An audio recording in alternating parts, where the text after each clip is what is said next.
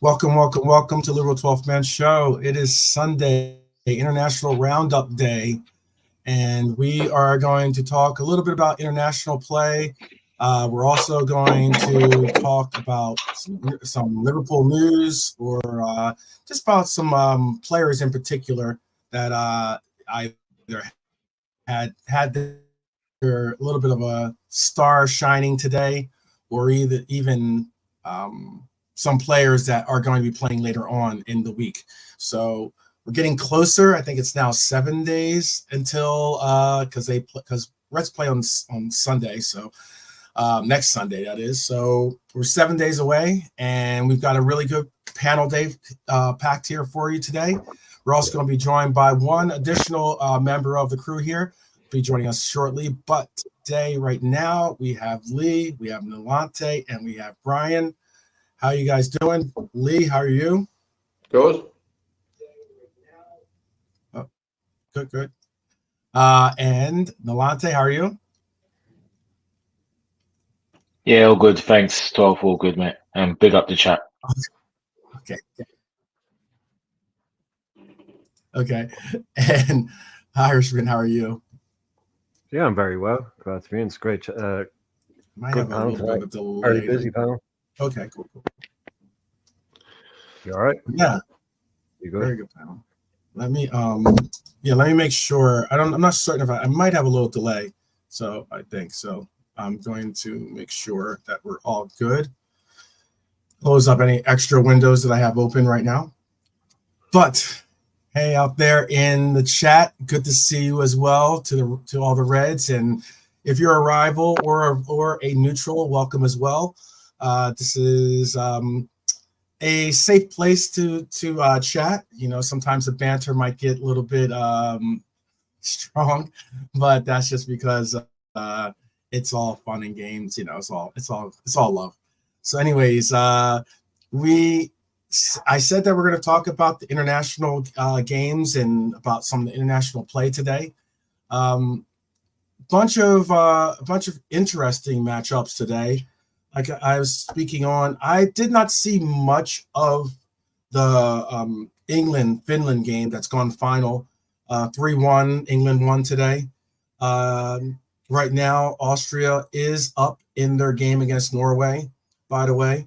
But I also did get to watch. I did watch Brazil. I did watch Belgium versus Italy. That's the game I actually watched. That was a really good game. Red card in the game. Terrible tackle, by the way, by the Italian player. Also, 2 early goals by Italy, and then watching them prize with was that the captain of the I was surprised at who they chose for captain for Belgium, actually. And that's something I was pretty surprised about. But I don't know if what games did you guys watch, or did you watch any of the games, or maybe highlights? And if you guys are out there in the chat, tell me definitely like what you guys watched as well and what games interest you. Lee, did you? That sounds like a good game. I didn't watch any of them, but Belgium, Italy sounds a good game. Plenty of good players like in that. So, who was it done the terrible tackle? Who was the Italian axeman? It was Pellegrini. Yeah, Lorenzo Pellegrini. He was the one that committed a really bad. It was like a bad foul. He came from behind. He was like as in Belgium was on the attack. Came from behind, did a slide tackle, and not only did he slide, he originally got a yellow card, and then they went to VAR and they made it turn into a red because when he came into the tackle, he not only slid from behind to try to tackle the player, he raised his leg up and got him like very close, if not in the knee area, like very close, like in the. This is a bad. Like he was like walking off the pitch before like the referee even did the even before he did that, he was already walking off the pitch.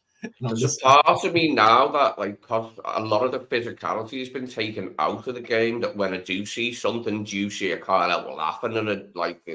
Oh, the good old days, like people having their legs snapped. Do you know what I mean? Though, because they have took like a lot of the bad challenges out of the game. When you do see something, you're like, oh God, I remember that. Yeah. In that game, funny thing about, like I said earlier, Belgium's I wasn't expecting this player to be captain. I don't know. Did anyone watch this game by any chance other than me? Maybe Irishman, Nolante. Did you guys watch it? Irishman? Nope. No, Nolante. Didn't watch anything today. Oh, okay. Excuse me. Okay.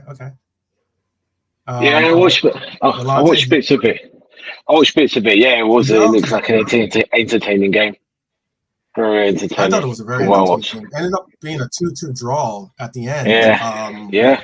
You know, it was in Italy too. So I mean, like, you know, very, very high-spirited game when it came to like the crowd being involved, and also like, you know, with it kind of changed a little bit after the red card, of course, but Belgium battled back. I was gonna ask, like, if you guys would have guessed. I don't think you probably would have even guessed who the captain was, but Tielemans was the captain. Was the man? Yeah. He's doing well, isn't he? I like Jordi Tielemans. He's not a brilliant player, but he is a good, dependable player, like midfielder, and he's supposed to deserve it because he's had a good start for Villa, hasn't he? Yeah, I'd be interested to hear what Ant, if I don't know if Ant's in the chat or not, but he's doing a show right now. Oh, he's doing a show right now. Okay. He's doing well, isn't he? Doing well under Emery, Tielemans.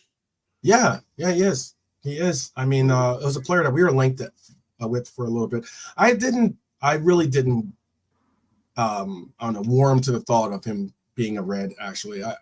This is during the Klopp era, obviously, when we were like heavily linked to him.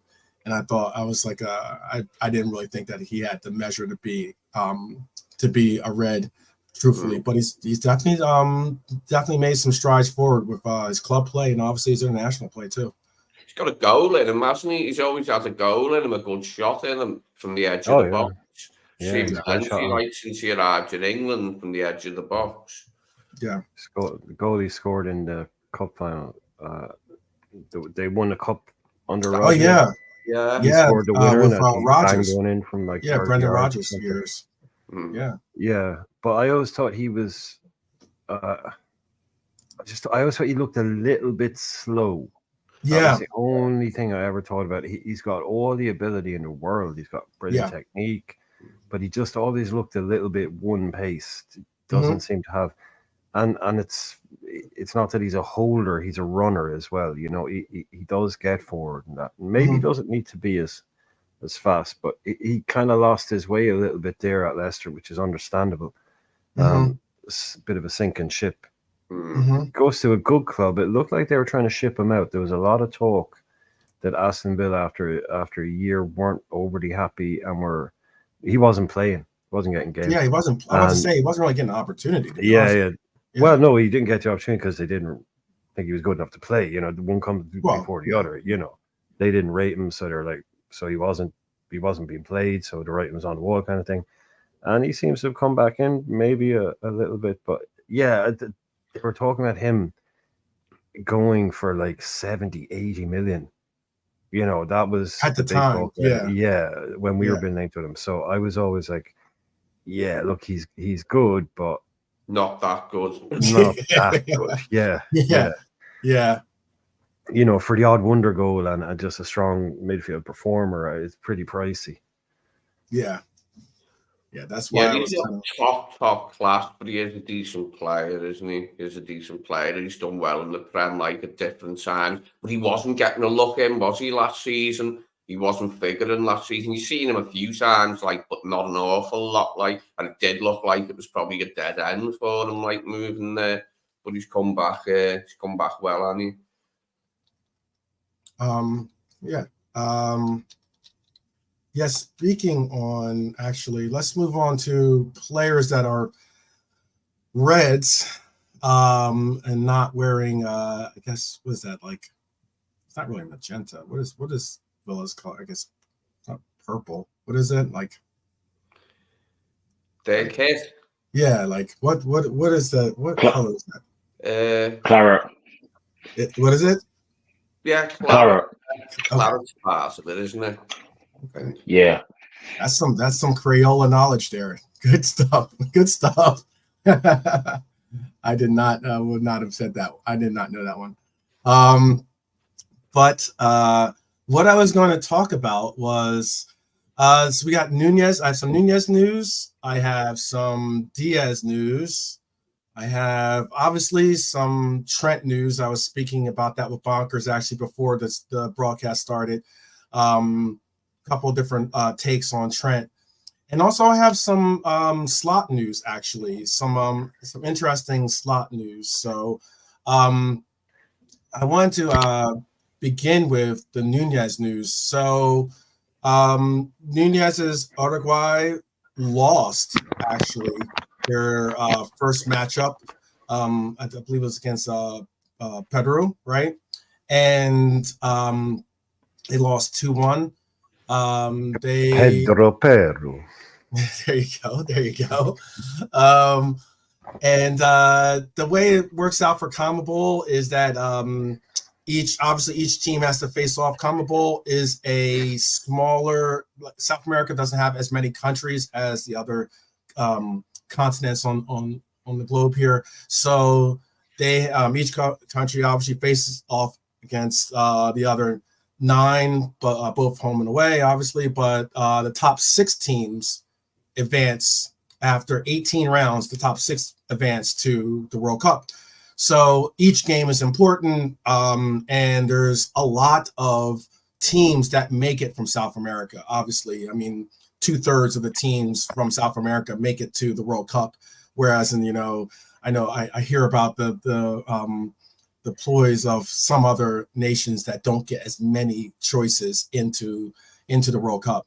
I know they're trying to expand that to make it better or make it more accommodating. When you think about it, you can see why other parts of the world do complain about that so many South American teams get in. Out of the number of South American teams that there is, there's a big percentage get in. And you look at other parts of the globe, like, and barely represented, if at all.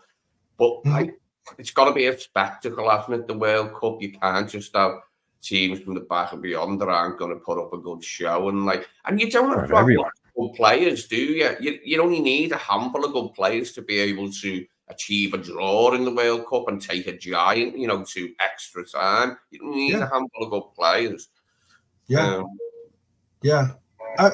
it'd be interesting if this is a little off topic real quick. I'll get back to Nunez's news, but since we're just talking about that, it would be interesting if. Do you think that the World Cup could do something very similar to what the Champions League is doing? With the whole league format instead of having a group format. It'd be interesting if they tried to do it. I know obviously it wouldn't be them traveling to other cities or playing in other venues, because you play in a host nation for the World Cup. But it would be kind of interesting if they did that kind of format. I was just thinking off the cuff. I don't know. Levante, do you think that would be something that would intrigue you if they tried that? Or because how FIFA is all FIFA, UEFA, all the Well, they've already changed their format. Just helping Levante out. They have just changed the format of it totally, which kind of turns it into a group of mini leagues like these, and by the time we're in about 10 years' time, there's going to be 56 fucking teams in a World Cup. Ridiculous. They did the numbers on the next World Cup, right? And you're basically what you're going to have when compared with you're going to have almost a third of a season of football played at a World Cup in terms of the amount of matches. So it's like in a World Cup, you used to have 16 teams. You play a few games, yada yada yada. Now, actually, the amount of games, there's going to be well over 100 games played. Most of these teams will just play random group games, then go home again. It's crazy. Yeah, they're pretty much got to the point where they're just inviting everybody now at this stage. And you are going to have. I just even to look at it 20 years ago, what it was. Even look at the Euros not that long ago. It was only 8 teams went to Euros. Now there's 32. So the amount of football, it's even like people say, oh, they have a tournament. Well, it's just another Euros, but actually within that Euros, there's even more games than there used to be, or within that World Cup. So we're talking about players playing more games. Even within the World Cup, there's even more games again. Just extra group games because it's now an 8-team group, not a 6-team group. So, yeah. If anything to do, I would change. I would streamline it, but they just want to expand it. Hey, they don't expand enough to get Ireland in it, though, do they? I mean, yeah, I'm happy with them actually expanded out far enough that Ireland get in, then close the door, then I'm happy. But yeah, that's on us. That's on us. Okay. Yeah, Edward says he's not into the third place qualifying. I get you on that too. I get that one too. Hello to everyone too, by the way, that's just joining us now. See the house is starting. I was wondering where everybody was. Pick up here. There no notifications, no? Anybody get notifications, no? Just let us know in the chat if you got a notification. Yeah. It's kind of weird. I mean, maybe they just figure, oh, this channel goes live pretty much 7 o'clock, the 7 o'clock hour. They'll figure it out, I guess, every day pretty much. So hey, that's why I don't notify. They don't notify anyone anymore. I don't know why they're not getting notifications though. Bernie says she did get one. Yeah, Bernie did get one. Yeah, we're going to talk about Connor in a bit. We're definitely going to bring up Connor's major achievement as well. Back to the Nunez news, though. The quote was basically something I wanted to bring this up because I did like to see what Nunez said or had to say, at least. Nunez, after the defeat, obviously, our number 9 can be sometimes a little bit emotional, so and can definitely wear his heart on the sleeve. But he basically said, that Uruguay needs to work to improve. There is no other way. He said on his Instagram, he says, "Go Uruguay, always."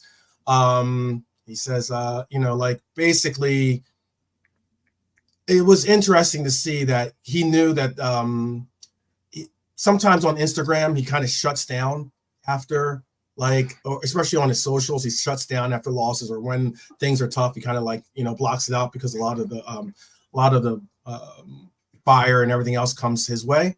But he was quick to come out in support of trying to rally his team and rally his teammates, and also bring out the fact that that he believes in his teammates and he wants to see something happen, which is really, really cool to hear that he's taking on maybe a leadership role, a little bit more of a leadership role on Uruguay. And maybe it's a little bit of I'm just saying it because it might be a little bit of testament of maybe our young man is growing up a little bit, and taking on a little bit more responsibility. And that's good to see. I personally think that's good to see. He was actually involved in that, even though they lost. The Uruguay papers were very, very complimentary towards him. There was a lot of them were saying he was one of the few in the attack that was actually trying or putting an effort into the attack to try to get them some type of a result. And also it's good to see for him because he wasn't possibly even going to be involved in these qualifiers, since he had gotten a ban, but then ended up getting his ban overturned. So it's good to see that he's picking up a little bit of again some experience, but also picking up a little bit of wisdom. I don't know if you guys had any takes on that as well. Do you think that's a good thing to see, or we could bring up Lee and then go Irishman and go Nolante on that subject if you want. Lee, how do you feel about that? About Nunez, the comments I just said at least. Yeah, hopefully he'll learn from all that business, and learn to keep his head a bit more in future. And he is quite young still, isn't he? It's not unknown for players of that age to be over exuberant, and too involved. But yeah, hopefully he'll learn from it, and hopefully he'll come back fit for the coming fixtures. Yeah. because we'll need him like coming off the bench definitely against. I don't see him starting against Chelsea. Yeah, I understand that. But, we'll need his presence on the bench. Like, you got some Darwin Army here, though. You got Marion in the chat, so you got to watch saying, whether he plays off the bench. But it's cool. Whether he starts or comes off the bench, I know Nunez will always put his best efforts forward. But if Irishman and Nalante don't have anything to say about it, do you guys want to comment on that, or comment about what he had to say, or do you think that Nunez? Do you think Uruguay even has? Do you think this stint with of Uruguay is going to maybe put a little bit of direction and maybe a little confidence in Nunez, which we certainly will need from him, Irishman? Oh, sorry, I didn't realize I was muted. Just what Lee said there, I think like Lee hasn't been watching. He said Lee's been taking some time out. He's been chilling out. He's been keeping stress free. He hasn't been watching too much stuff. And he said there was absolutely no agenda whatsoever in his voice or his thoughts and what he said there when he said we're gonna. No, I'm not making a joke. I'm trying to see. This is the thing. You see, everybody's so triggered here. He just said legitimately we're going to need him to come off the bench because that's what he's doing right now. And there was no agenda, nothing behind that whatsoever. And it's like that because that's what people need to realize. And there's some people that just look at the guy and go, yeah, well, look, he's on the bench. And it's not a hate thing, it's not a gender thing. Like Lee was just putting it out there like it is. Darwin, we're going to need him off the bench. And it wasn't a sly dig. It wasn't like in an uppercut from the one, a sucker punch. It was just, he didn't say that without anything behind it at all. And that's what, like, some people I say, like that's what you say to Darwin, people, their backs go up straight away. He just made a perfectly rational comment. And I would have said the same thing. I'm not trying to, defend Lee. He doesn't need defending. But it's just like, that's the reality for Darwin right now. He's holding benches, the kids would say for us. That's what he's been doing all season, other than that one game.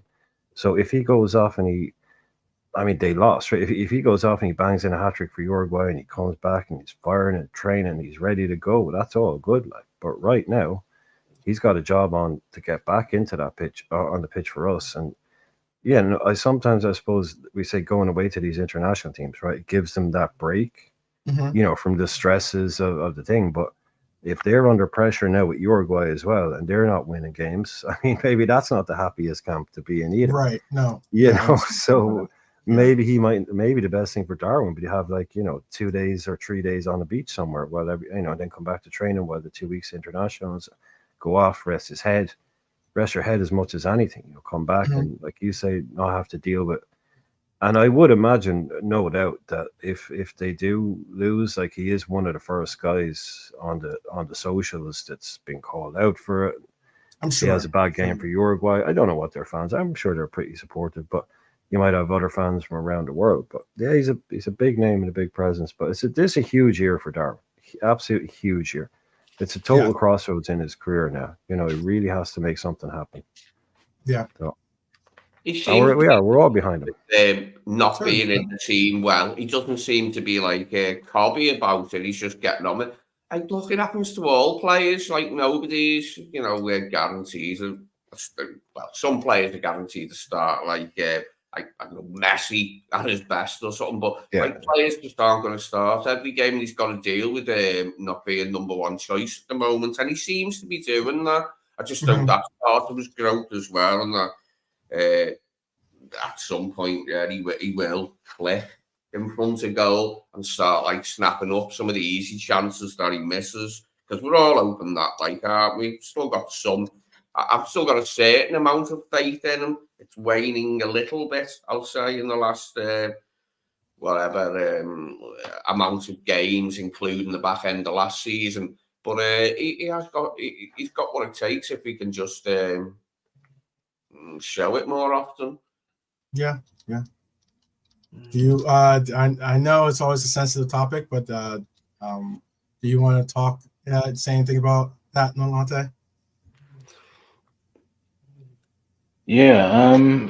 Just really to echo what Brian Lee said. So it's just similar similar, really. I mean, Nunes, at the end of the day, I mean, all that talk about, he's just saying what we're supposed to say, really. Because at the end of the day, when he comes back, him and Joe, they've got big bros to play, man. We need goals.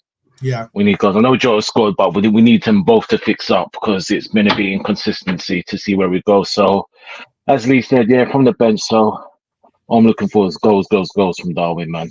Yeah. Let's get it. That's how you shut up the noise, isn't it? We're talking about noise. The way you stop all the noise, goals. You start scoring goals, everybody shuts the fuck up. So go do that. Yeah. And that works out best for you, works out best for us, works out best for everybody. No doubt. I can understand. I agree with that. Like, the best way to do That's a shout. I didn't actually watch that Ireland game. That's on now. I don't know. Simi's on the bench because that's a proper game, I think. That's a Nations League game. Yeah. I can double check that for you too. That should be starting. I started about half hour ago, maybe. Yeah, I didn't see that on my feed here, but I will look for it real quick.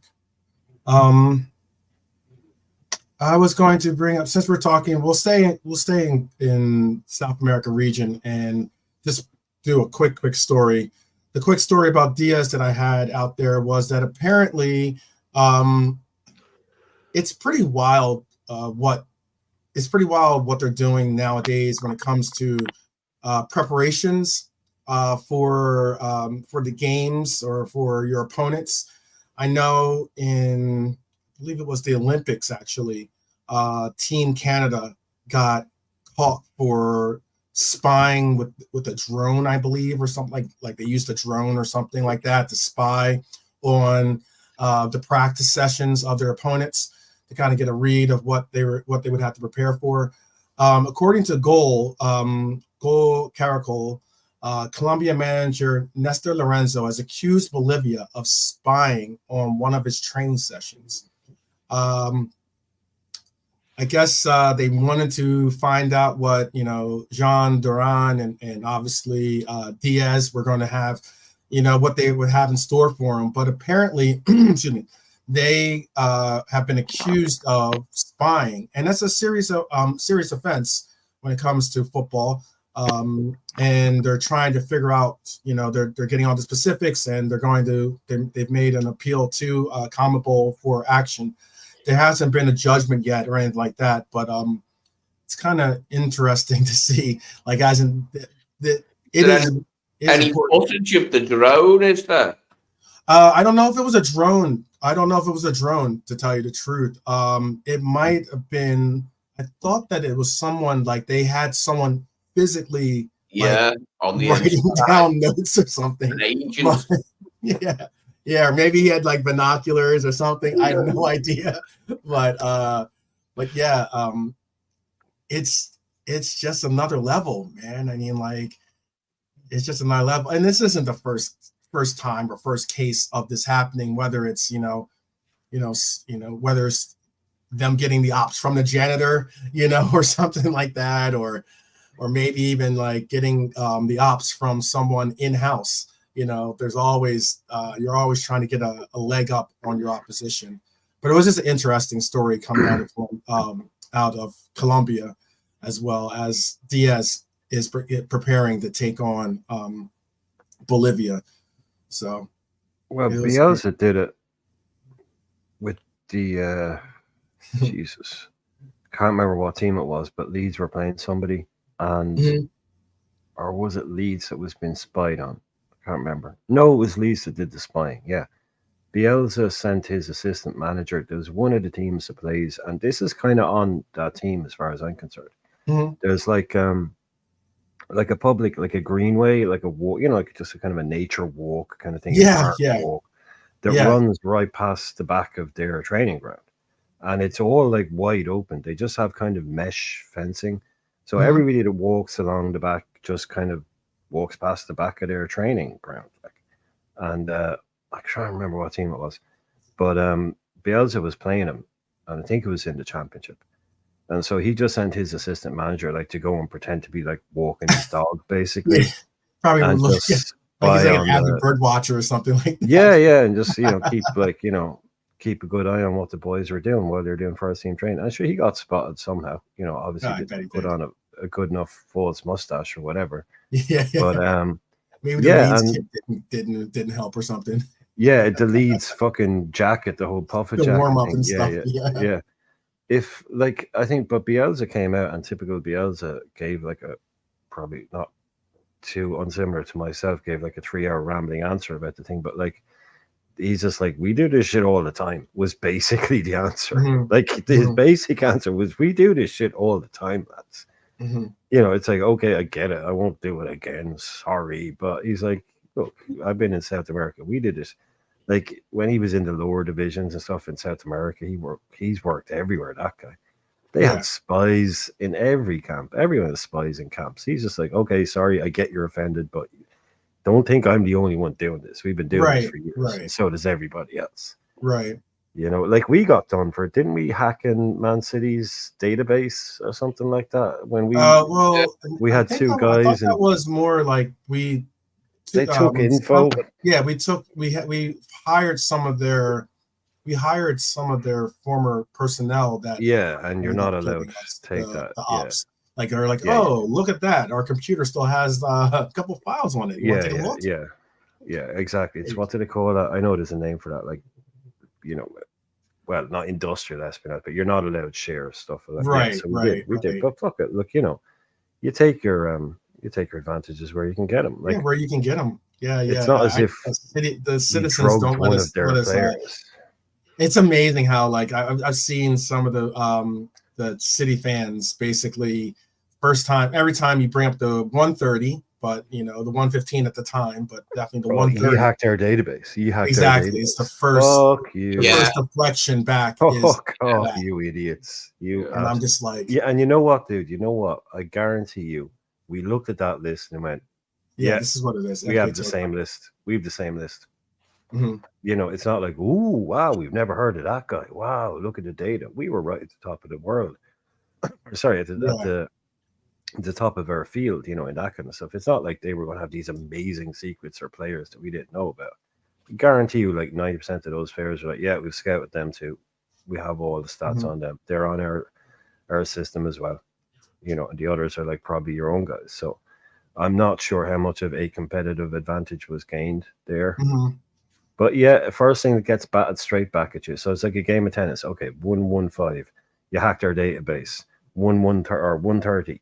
Now what do you got? Yep. What's next? That's it. That's all they have. They've nothing else.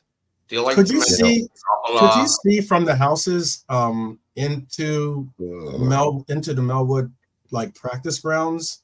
Yeah, they used to stand up on ladders and look over the wall. Players, the back gardens ran along the side of it. Oh, I just meant like, could you see from the actual houses? Like, if you could just. Oh yeah, the back bedroom window. Yeah, you could definitely see. Yeah, you watch training from them houses. Yeah. You could see like the pictures of training. You could see the top bedroom. Like that's when. Yeah. Oh, I know. I've seen. Yeah, sure. Certainly, I've seen. That's what I meant. Yeah. Oh yeah, they just look out. They weren't banned from watching, but back then it wasn't a big deal. But as big a deal. But see, that's where the bib theory came from. There's a website, one of the earlier Twitter feeds or website called the bib theory, and that comes from like basically we used to tell the whole world who our starting 11 was, because the last training session before a match there'd be an 11v11. And the yellow bibs would play the orange bibs. And people worked out immediately that if you were wearing a yellow bib, you were starting. If you were wearing an orange bib, you weren't. So they knew the team for the next day just by watching the bibs. Right. So they got rid of that pretty quick. Man. Yeah. Leaking your own team, basically. Yeah, exactly. I mean, like, I wouldn't be surprised if the way that certain organizations work, I wouldn't be surprised if they tried to, like, you know, buy or rent a house or something and kind of like get their ops whichever way they could. Jose Mourinho in a disguise. I'd like to rent your bedroom. Yeah, exactly. Yeah.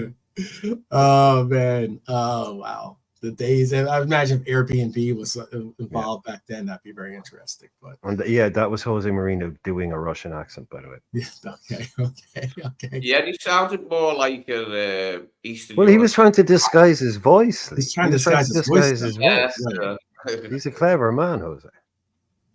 I don't know if everyone on the panel got to. I know I don't think Lee got to see the game today, but I don't know. And I know Brian said he didn't see anything, so it's all on Nalante here for the England matchup today. But what I was going to bring up about Trent Alexander-Arnold, our right back, and apparently England's left back, played a different position today. Originally, the socials were not kind to is it Carlisle? Is it Carlisle? Is that the coach for England now? Well, no, Lee Carsley. Carsley, my fault. Yeah, Carsley. Yeah. My apologies, Mr. Carsley. But he was not being treated so kindly on socials, whether it's Twitter or YouTube or the likes. He was being called crazy, called a clown, called an idiot, called ridiculous. A lot of different quotes out there by a lot of different people for the fact that he was taking a player that has never played left back and now starting him in a match after their defeat against their previous defeat at left back. And it meant that you're going to have Walker and Alexander-Arnold playing on the pitch at the same time in that back line. So it was an interesting situation. It got me to thinking also. There's those Connor Bradley fans, and Connor got an accomplishment today too. I don't want to bury his headline, but Connor's going to be the first or the youngest captain for his national team. He's going to it's going to be a long-standing record out there. He'll be the youngest player to captain his team at the age of 21. So kudos to Connor Bradley for doing that as well. And would it be wild, considering that we are there are those that think that we're going to be eventually phasing out Robbo from the left back. I'm not one of those people that think that Robbo needs to be necessarily phased out immediately right now, but all the same, he is getting up to that age where eventually he will have to be phased out from the starting left back position. We've seen how Gomez. We've seen how. Go and live in a farm upstate. Let me just. Not phased out. We've seen how Gomez. I can start with you immediately, Irishman. We've seen how Gomez has performed well on the left back side, considering that when you have a right-footed player on the right-footed dominant player on the left side, it takes away the wingers' opportunity to really cut inside and try to take on. So that's where Gomez has certainly had some ability to snuff out some of the offensive charges that we see. Would it be incredibly wild to see, or out of the question to say, maybe just give Trent Alexander-Arnold a start at left back and have Connor Bradley start at right back? I'm not saying to put Robbo on this other side as well, unless that's something you want to do. But I mean, it is kind of a wild situation. I know it's Sunday, so I'm having a little fun with some wild takes here. I wasn't trying to interrupt you. I wasn't saying we're not phasing Robbo out. We're just sending him to live with an auntie and uncle upstate. He's still playing football. Don't worry. We're not doing that. He'll be okay. He'll be okay. Yeah. That's kind of you, Brian. Is he visiting your uncle and auntie? Is he? Yeah, he's gone up to live with them. We haven't gotten rid of him. He's still. No, Nilante, did you watch it? Did you watch the England game? I didn't. I mean, did you watch England? He scored a great free kick, apparently. Good, yeah. It was. Yeah, I mean, it's everything that all of us have seen Trent do. So it's not a surprise, really, with his free kick ability. So yeah, but apart from that, I mean, it was a nothing game, if I'm honest. Finland, in it. So again, you don't have much to do. Maybe one defensively was okay. I mean, I wouldn't expect anything else against Finland. Once or twice, maybe, but yeah, he done what he had to do on both sides. So yeah, again, but it's nothing to write home about. It's just Finland, isn't it? But the goal obviously was a quality goal from Trent. Trent being Trent. Yeah, I think Carsley is just doing what you're doing, 12 man. Like, he knows he's only probably, like, he's not getting that job. He's No. only caretaker. So he's just No. probably saying, oh, let's see what happens if I play him over there. Why not? You know? Yeah, he's been doing some mad things, Carlos. I mean, remember the last game he played Palmer as a deep line playmaker 6. Oh, Yeah. He did everything they asked him to. He did everything. I've been watching this because these people, I mean, there's loads of people. It's just weird. It's kind of like they're werewolves or like they're gremlins or something. It's after midnight. All these people who I know as like football fans and like they support their club and yada yada, and then England start playing football and you just become completely different people. It's like what the hell? Like some of these guys, they just go rabid when England start playing, and all of the stuff that they were terrorized or they were tearing their hair out for Southgate not doing. Carsley did in the first couple of games he played, and they loved him because he looked like they were having a bit of fun. Or I didn't know, I didn't watch them, but apparently they were good. They liked it. They liked what they saw, and they were like, "See, this is what Southgate should have done." See, and one bad result against Greece, and it's all like, if this idiot thinks he can put out a team like that and get the job, it's just like, this guy is a moron. He should be nowhere near. It's like 5 minutes ago. You were like, oh, it's so refreshing. Great. So refreshing. Exactly. Golden on the left. Grealish is back. These people, man, they don't deserve even a modicum of success. I'm sorry. I'm not saying English people, Englishman. I'm just saying those kind of people. Like the second a manager has a bad game, he's the worst piece of shit. And the stuff they say about people gets really deep really quickly. It's just like, this guy should never be allowed to coach a football team again, yada, yada, all this kind of stuff. Whereas 5 minutes previously, he was like, look, this is what all we wanted from Southgate, was to play a few attacking players and play with a bit of freedom. It's like, one bad result, hang him. Yeah. These people, man. No, I mean, this game was in Finland, so it wasn't an easy the Finnish crowd was up for it, and they were very spirited with their support of their club. Or probably a bit chilly up there. October, probably a bit chilly in Finland. Yeah, the Icelandic, yeah. Oh yeah, I guess so too. Because it is Finland, October, Sweden, all that. Yeah. Oh, getting close to those. It's getting close to. It sounds wild, but it's almost getting close to jacket weather in my parts of the world as well. So I can only imagine it must be pretty cold in Finland too. But but what I was going to bring up is that statistically wise, Trent Alexander-Arnold and Jack Grealish, all the goals came from everyone that started on the left side for England today. So Declan Rice had a goal. Grealish had a goal, and Trent Alexander-Arnold had a goal. So all and they were the three that started on the left side for England today. So it would be interesting though if we did have I just think it would be interesting to see him on the left side. And we're so accustomed to seeing Trent on the right side, obviously. And again, a reason why I brought the comparison up with Gomez. I understand Gomez is looked at as being a better defensive player than Trent Alexander-Arnold, but all the same, it would be kind of considering that a lot of our offense has been really. No, Gomez should be a better defender than Trent, because his job is center half. So he should at least should be better at the defensive basics. You don't expect. Yeah, like Gomez at left back.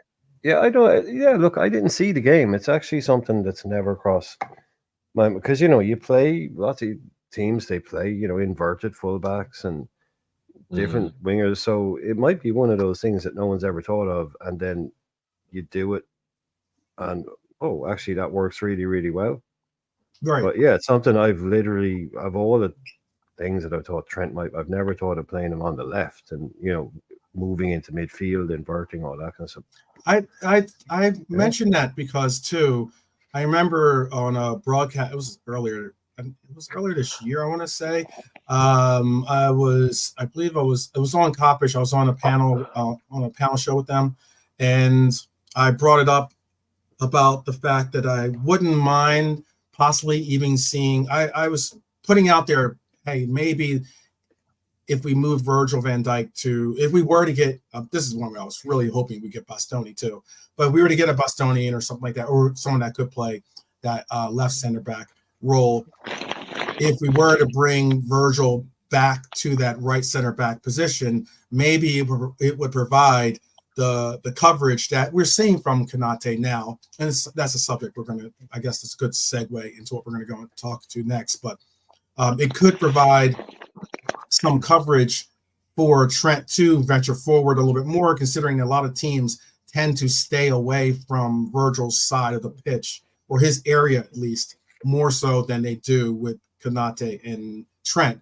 And it would be under the same same mindset, in that if you were to keep Virgil in this position, the position that he plays now in left center back, and you were to have Trent over there, maybe you're not seeing Trent being really focused on as much or targeted as much by other teams. And you would see, if not Connor or Gomez, or maybe even, who knows, maybe even put Robbo over that side, but still you would have you at least have a little bit of a different emphasis. It's a bit jazzy, I think, isn't it? It's a bit jazzy. Yes. It's a bit jazzy. It's a bit. I'd love to see it. You're right. You know what I mean? I'd love to see 90 minutes of what it looks probably like. Playing like you do in FIFA or doing or against manager, against Wickham in the cup or something. Something was out, so you put Trent in. It's like, hey, it was really cool the way he was able to move in from the left and do stuff. But yeah, you'd love to see it. Yeah, but I'm wondering if we'll have to see Gomez at left back under Slot. The way Klopp liked using him. Last season he did. Before last season he hadn't used him there much. But I don't know. No. Hey, Jimmy. Again. Mm-hmm. Yeah, you're right, Lee. But unfortunately, not. He's being discarded. So I don't think we'll see it. I think he's just set on Robbo and Simicast, and it's a shame because he was one of our top 5 or top 3 in my opinion players of the season last season for us. But it's the manager, isn't it? New manager tax. That's all it is. Yeah, against Wolves when him and Kwanzaa played, he played left centre half, didn't he, Joe? Yeah. I'm not sure him at left back anytime soon under Slot. Doesn't look that way. I hope we've got a new left back lined up soon anyway, because we do need to buy left back soon. I hope we're looking at someone right now until January. Same with centre back. We do still need that centre back to replace Mata, but don't care what anyone says. We need a new centre back. And yeah, there is a report. Like I said, there's a little bit of a segue. There was a report, and actually, let me bring up this full picture as well, since we just talked about Diaz and we're also talking about Trent. There was a report that inside the Liverpool, inside the confines of Liverpool, there is a belief that, very similar to what Brian brought up numerous times, actually, how Brian's brought up about the fact of how Konate is actually benefiting from Trent Alexander-Arnold's commitment to defense lately. I know some people don't rate Trent's defense. I get that. Everyone's opinion is their own. But Trent has made a verbal commitment. We had a show a couple of days back where I brought that up. I spoke about how he wants to be known for his defense, as he put it. He wants to be the best defender in the Premier League. So there are reports that Liverpool reportedly believes that Konate is benefiting from Trent Alexander's disciplined, as they're saying, more disciplined approach towards defense. There's a lot of attention being drawn to the fact that Trent isn't really venturing forward or I should say centrally forward, left side, right side, all over the pitch. Basically, he's primarily staying as a right back more so, and because so, he's being able to stick with his positioning a little bit better, and he's also helping out with Konate not having to cover as much pitch as this. It was reported by The Athletic that this is the report by The Athletic saying that Liverpool believes Konate is benefiting from the team having more structure than it did under Jurgen Klopp, with Slot instructing Alexander-Arnold to operate as more of an orthodox right back. Again, something that Brian brought up a couple of times before. The famous heat map. The famous heat map. Yes, yeah. There were Sorry, some other look, that's not me. Just in case, Mhm. the dog is snoring as she's. I can't. If just in case anyone can hear it, that's just the dog snoring. It's not me having a breakdown. That could be one of two ways. Either what we're talking about is putting even Coco to sleep, or maybe it's the subtle tones that we're using that are putting him to sleep. So hopefully that's the case for Coco. But let me bring in JK. I just saw that he's in the studio too now. Bring JK. Oh, cool. Easy enough. Big up, JK. Big up. Bless, bro. Lee, Nalante, Brian, hope you're cool, guys. Oh, good man. Yeah, there's come in here. I was just gonna say there were some takes. If you guys want to hear some of the takes of what others are saying about Trent's defense is this, and this is Michael Owen saying that Konate is already well established as a top center half, a brilliant center half. He's got everything, and I think he could be the future. Van Dijk is in the peak of his powers at the moment. Konate's got a bit to learn and is a bit younger as well. So look forward to seeing him improve and maybe even get to Virgil's standard one day. But meanwhile, Mika Richards appearing on the match of the day says I'll just quote him. He says he thinks he's got all the tools to be a top center half as well as always. And they're going to get on to Trent as well. But it's always been Van Dijk and another defender in Liverpool's 11 this season. Started off well, off with Kwanzaa against Ipswich, and he was brought off at halftime and replaced by Konate. His positioning has got a lot better. You can see the size of him, the frame on him. He's really good in the air from set pieces. All these things. He's tremendous at last-ditch tackles. He can get back in. He can get back in, pace, no problem at all. To go to the next level now, though, if he can just concentrate a little bit more, be a little bit assured sometimes on the ball because of all the other things he's got in the bag. That's all about Konate. But again, I think a lot of the reason why some people are noticing a little bit enhanced defensive qualities from Konate is because of Trent's commitment to defense. So that's just my perspective. Do you have out in the chat? You can tell us if you think I and some of the pundits out there are off base by saying so. But Lee, do you have an opinion on this? Do you think that Trent has the defensive measure to really be the juggernaut that he says he wants to be? Yeah. I think we've been tighter defensively, haven't we, than the arse end of last season. I didn't like us defensively last season.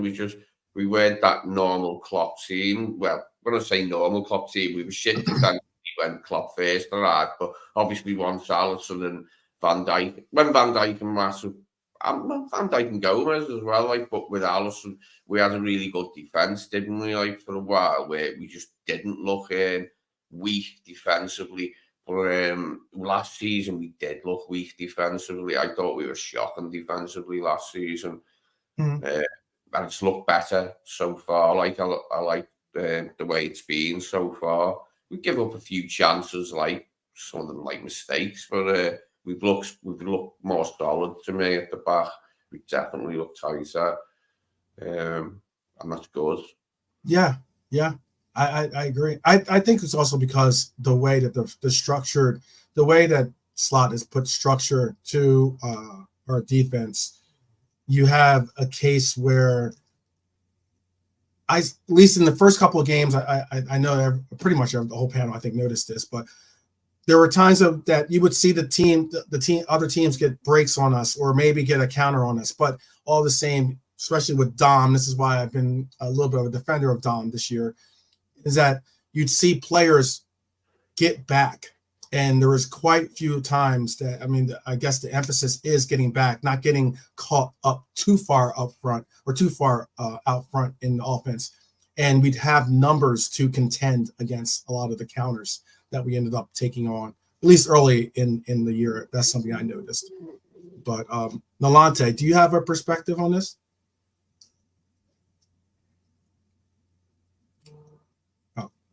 See if we get one. No, okay, cool. Yeah, sorry about Trent. It's a difficult one. You're saying in terms of Konate's benefited from Trent. Yes. In terms of defensive, if I can be completely brutally honest in terms of being the best defender he can be, no. Okay. No. Not for me.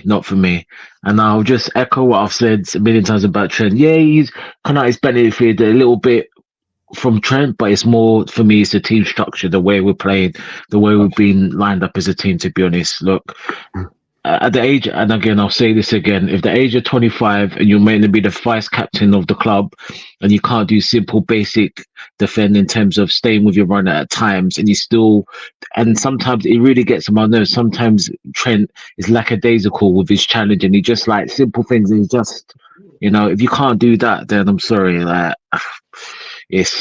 so it's just a simple no for me. Okay. Irishman, Brian, how do you feel about JK, that? Or do you want to let JK go? Yeah, we can let JK go. Yeah. Like for me, this season, Konate, Trent have been playing like most of the season. We let 2 goals in, I think Konate's got better because of Kwanzaa. It's weird, but I think Kwanzaa sort of getting that start next to Virgil before Konate. The first game of the season, Kwanzaa was picked by Slot. So for me, that was like a little sign. I think that sort of made Konate feel like if I'm playing again, I need to keep really focused now. And he's done that. So for me, but I don't see Konate as a Virgil sort of type of player. I see Kwanzaa more of a Virgil type of player. I think Kwanzaa and Konate can also play together. I don't have no worries about them 2 playing together. But for me, Trent, it looks a bit like he's not attacking us as much this season, just going straight in, dropping in front of the centre backs, straight away in the game. So he looks like he's staying on the right hand side and stuff.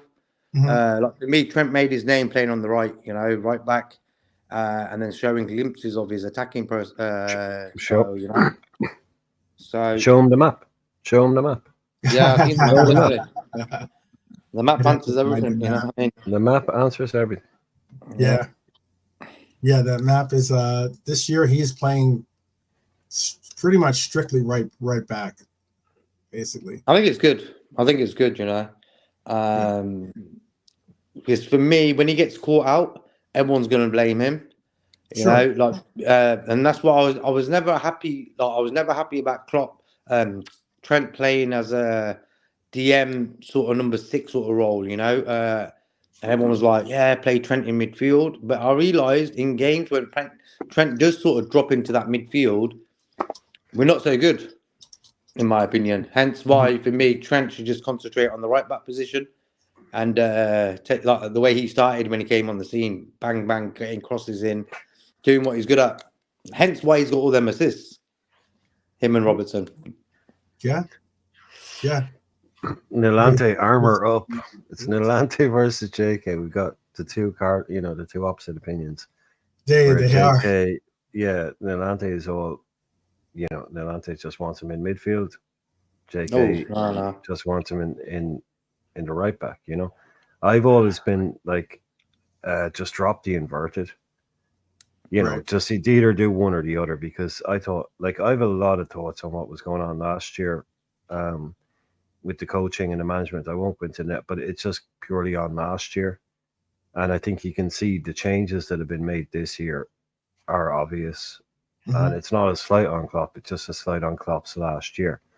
I think he had not thrown in the towel or down tools, but I think he had, what would they say? What's the phrase? Mentally checked out to a degree. I think things won't work.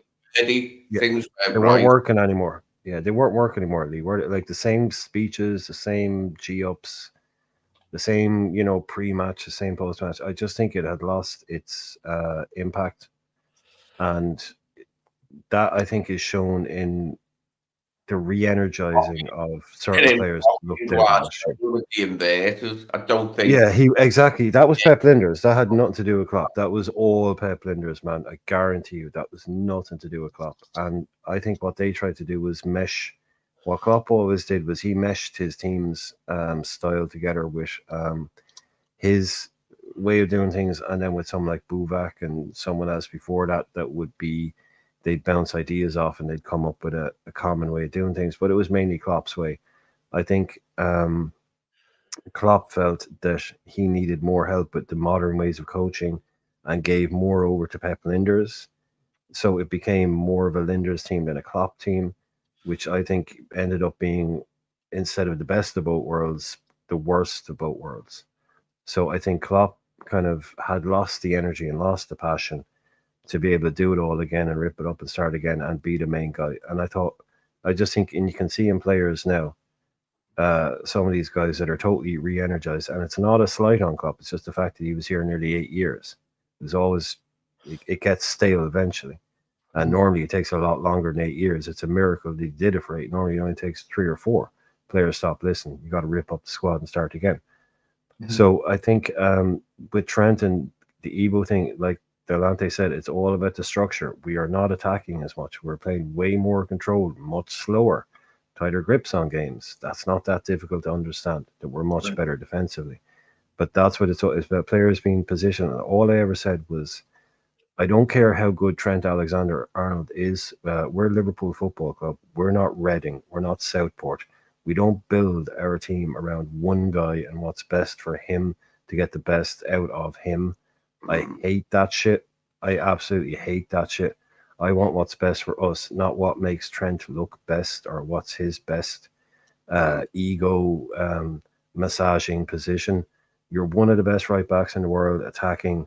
You go and do that. If our coach doesn't want you to play in midfield, then it's not the Trent show. It's not Trent FC. So I just want what's best for us. And like with Nalante, if he can play in a 3, put him in a 3. But this whole inverted bullshit, no, stop that. And we've stopped that already. When was the last time, other than tonight, we heard anyone say Trent inverted, which is what all they talked about the previous 2 years? Trent inverted, Trent inverted. No one's talking about that now. And we're stopping scoring goals. So I just think to me, I don't think he's sticking around. To be honest, deep down, I don't think he's sticking around. But if he does right now, he's not going to be the main man dictating where he plays and having a team built around him, because Pep Linders is a weak coach or a weak manager or whatever it might be. He has ideas above his station or thinks that he's going to be next Guardiola and can do this or that. I just think we move on from that now, and we're seeing a better version of Liverpool because of it. Okay. That's a very, very well-rounded. There's 3 different perspectives. There's definitely 4 different perspectives, I guess, somewhat, or maybe even 5. And with the chat, who knows how many more different perspectives on where basically Trent needs to play. Maybe today has opened up. Sorry, 12 man, quickly.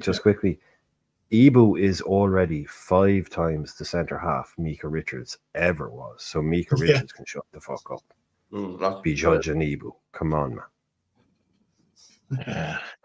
Mika Richards was good for a while, but then he just kind of lost his way. But yeah. We've all power pace. That all it takes for them is this consistent fitness now, and hopefully the change in management and the way we go about games will keep him fit, and we'll see him mostly this season at Virgil's side, and we'll have a good shot at it if that happens.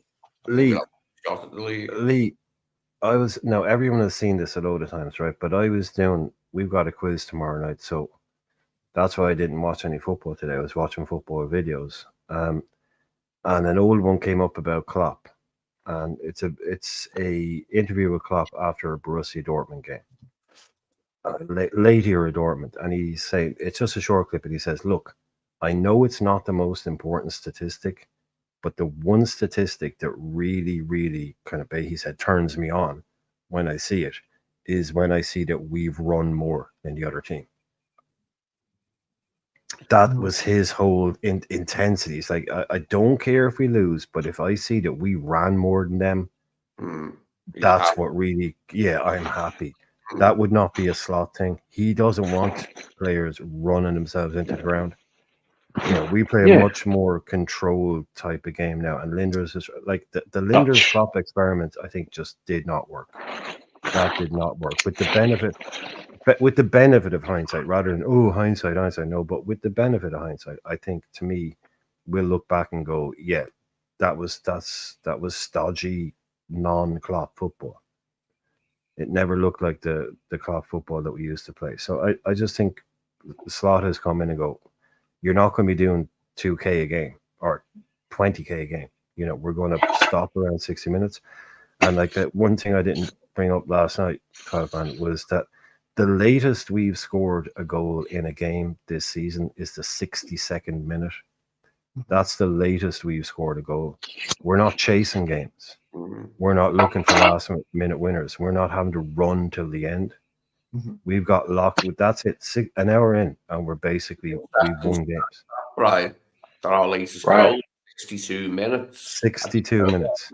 So we're not chasing games right till the end, going, bringing on subs, running. We're able to lock it down, chill out, keep the legs fresh, rest on the ball, as they say. And it does look kind of boring sometimes when you see it, but that's, to me, was another really instructive stat. 62nd minute was the latest we scored a winner. So we're locking games up nice. With injuries, we need Gravenberch and McAllister to stay fit, and Canate and Van Dijk to stay fit, and be starting all these important league games coming up. We've got 2 wins in the Champions League now. I want us to really get stuck into these league games coming up. I think we can get 4 points out of Arsenal and Chelsea, definitely. 4 points to do me out of them 2 games, and the rest we could win after that. I think if we can keep Ebu fit with playing alongside Virgil and keep McAllister and Gravenberch fit, then I'm okay with the rest. Like, you know what I mean? We can mix and match. Like, but if them 4 specifically can keep in the side and starting all the time, I'll be made up.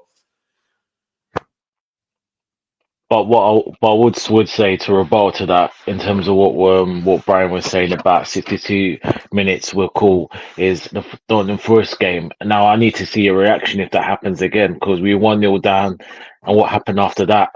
We didn't do necessary adjustments to win the game. So as much as it's good now, again, I'm being cautious, because the next time I want to see us 1-0 down, because there will be a time at some point that will happen again. 60 minutes, 60, 70 minutes in the clock. What are we going to do?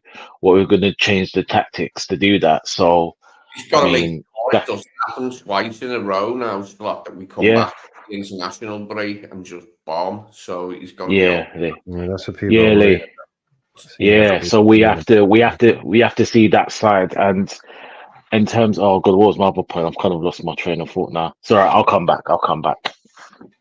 There was something you put in the chat earlier on, Nalante, about comparing 2 players. If that was what you wanted to bring that up. Oh yeah. We'll bring that up in one moment.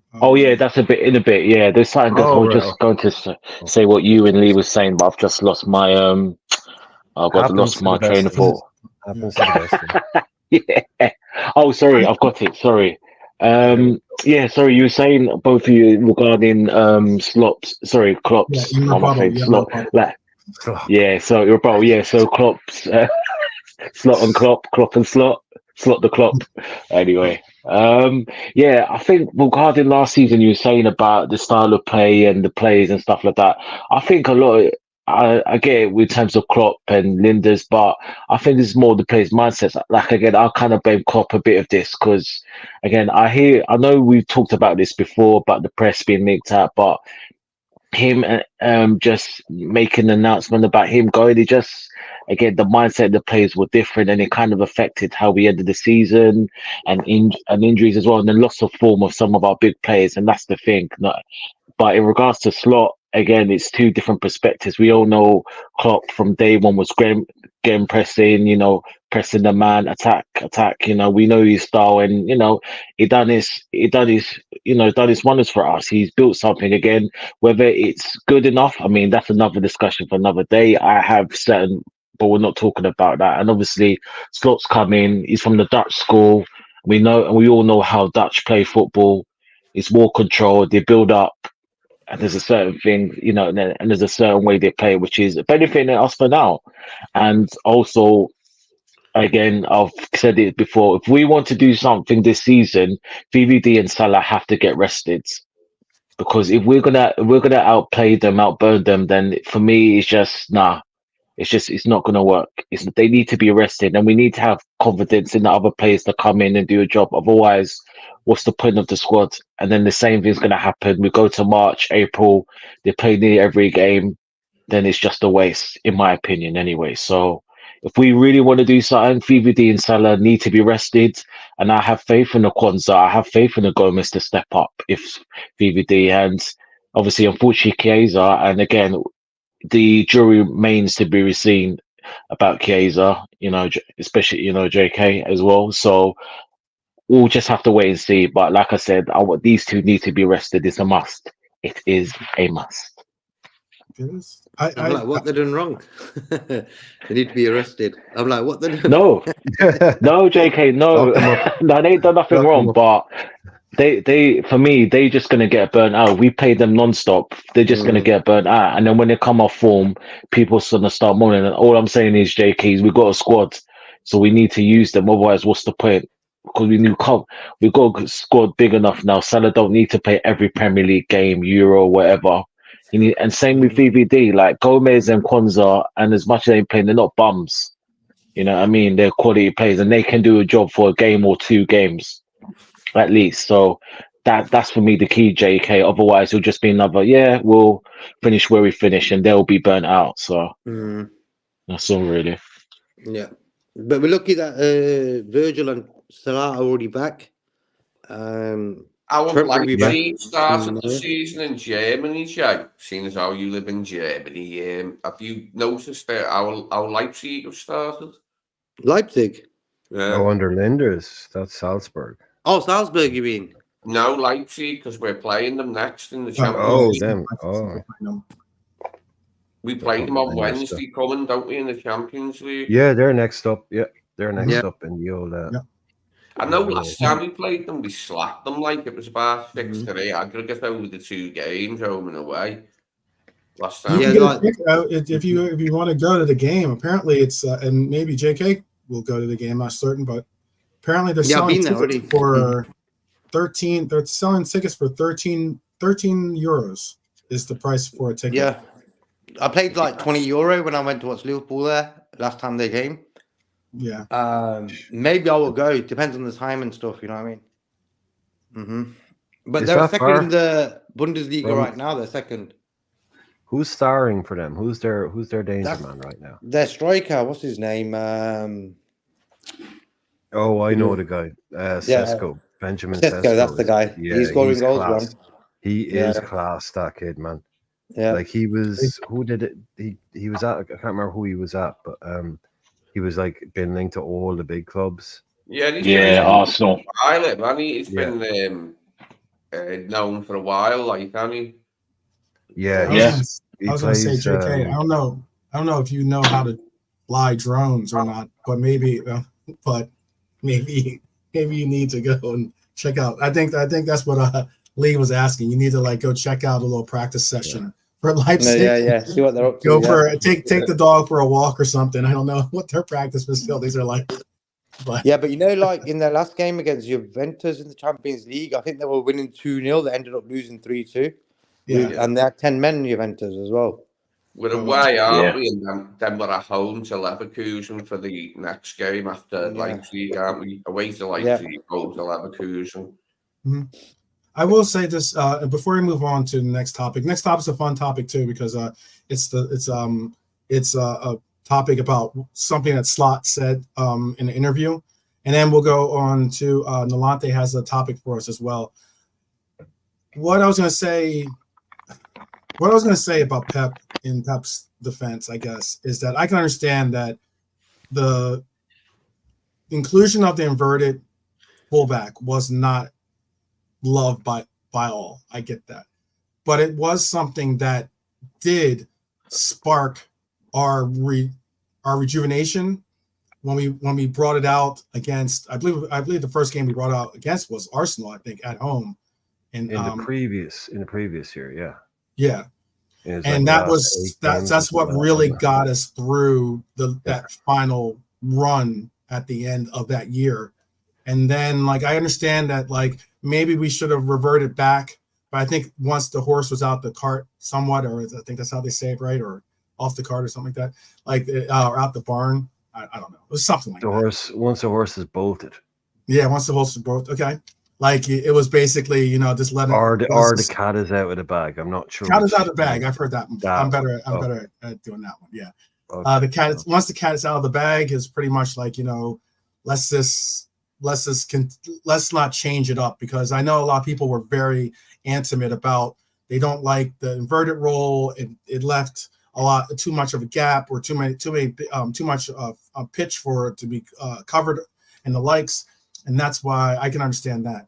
But still, too, to Nolante's point too as well, a lot of the players that we see with this team currently were Pep Linder initiations, like were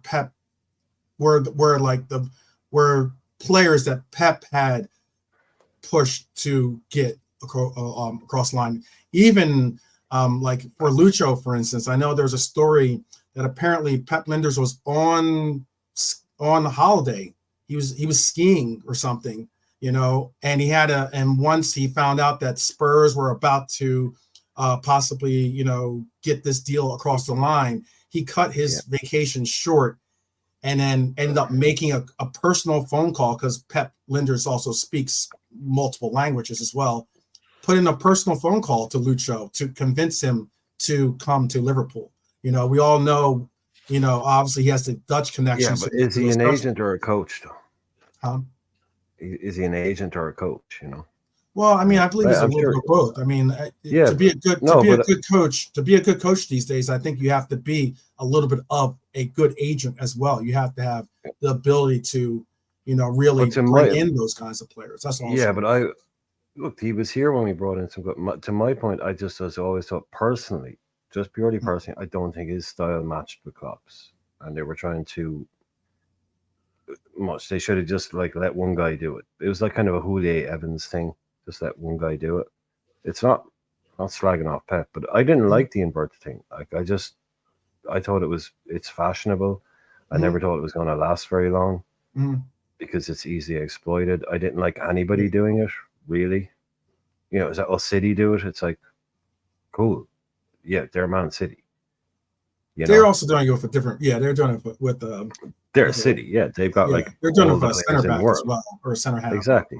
Yeah, and everybody Arsenal do with left back. I just always thought it was a trend and a bit of a fad and all that. That's why I didn't really I thought it was over complicating things, and it's all about creating a box in midfield and giving you an overload and all of that kind of stuff. But that's very easy countered. That becomes something that they can change up against. It's very easy. It's just like, oh, we didn't know what they were doing. And I just think it's one of the more Pep Guardiola type things where he goes, I tried this thing for 8 months because no one's done it before, but eventually everyone will catch up on how to counter it, and I have to stop doing it. But everybody copies him. But hey, look, I'm just not. It's a thing of the past, right? We're not doing it now, right? Yeah, we're not doing it now either. That's it. And I just to me, it's just those conversations were so boring. Should he be inverted? Should he be right back? Should he be this? Should he be that? I get it. It also, but it also, I'd love to see him last go part of to the point, a different club. I just this stick him in this Madrid. isn't a rebuttal to your statement or anything like that. I was just going to say that it did also kind of give a little bit of fire to the hey, let's move him to. Why not just completely move him to midfield as opposed to? But Nilante, I think that's what you want, isn't it? For him to just Right. play in midfield as opposed to play inverted. Yeah, Yeah, that would be your preferred thing. I don't think Nilante saying we should keep him. I think he's just saying you should just.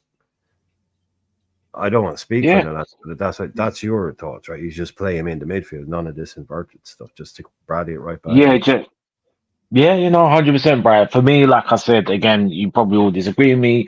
I just think he's done that right back for me. Like I said, due to a number of reasons. I just feel he's better in the midfield. He can have more of the play and Mhm. dictate the play in a bit more, which he can be covered in a certain extent, and we can see the best of him while feeling certain ways.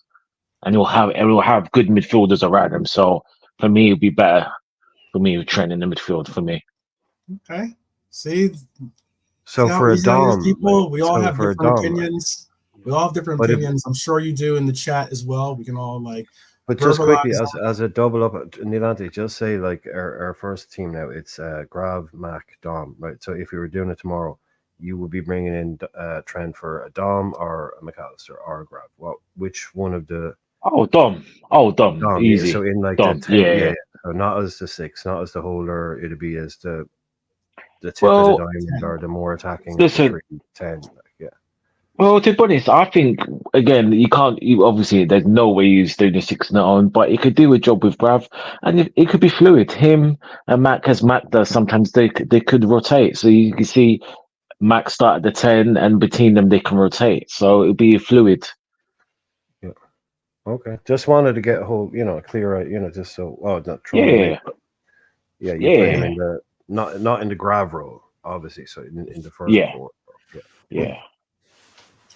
this is what I wanted to bring up because we're going to get into Nalante's topic. And if you guys have something you want to talk about in the chat, please do include it. You know how we like to include a lot of your points. Hi, Laura. I know you said something way earlier, but I believe I thought I started. But I can make sure that I do start so I can bring it back up because it should still relate.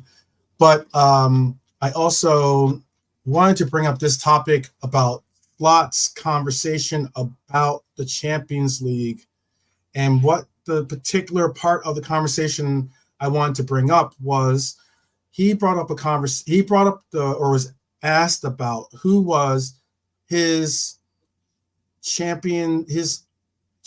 all-time Champions League 11.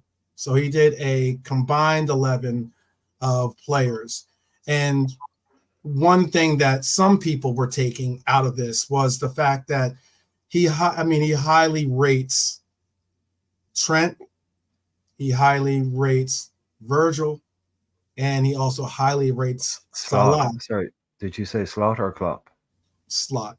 Slot. Okay, it says Slot's 11. Okay, yeah. Slot's 11. Yeah. He highly rates the 3 players that are currently, being heavily talked about since they're in the last year of their contract.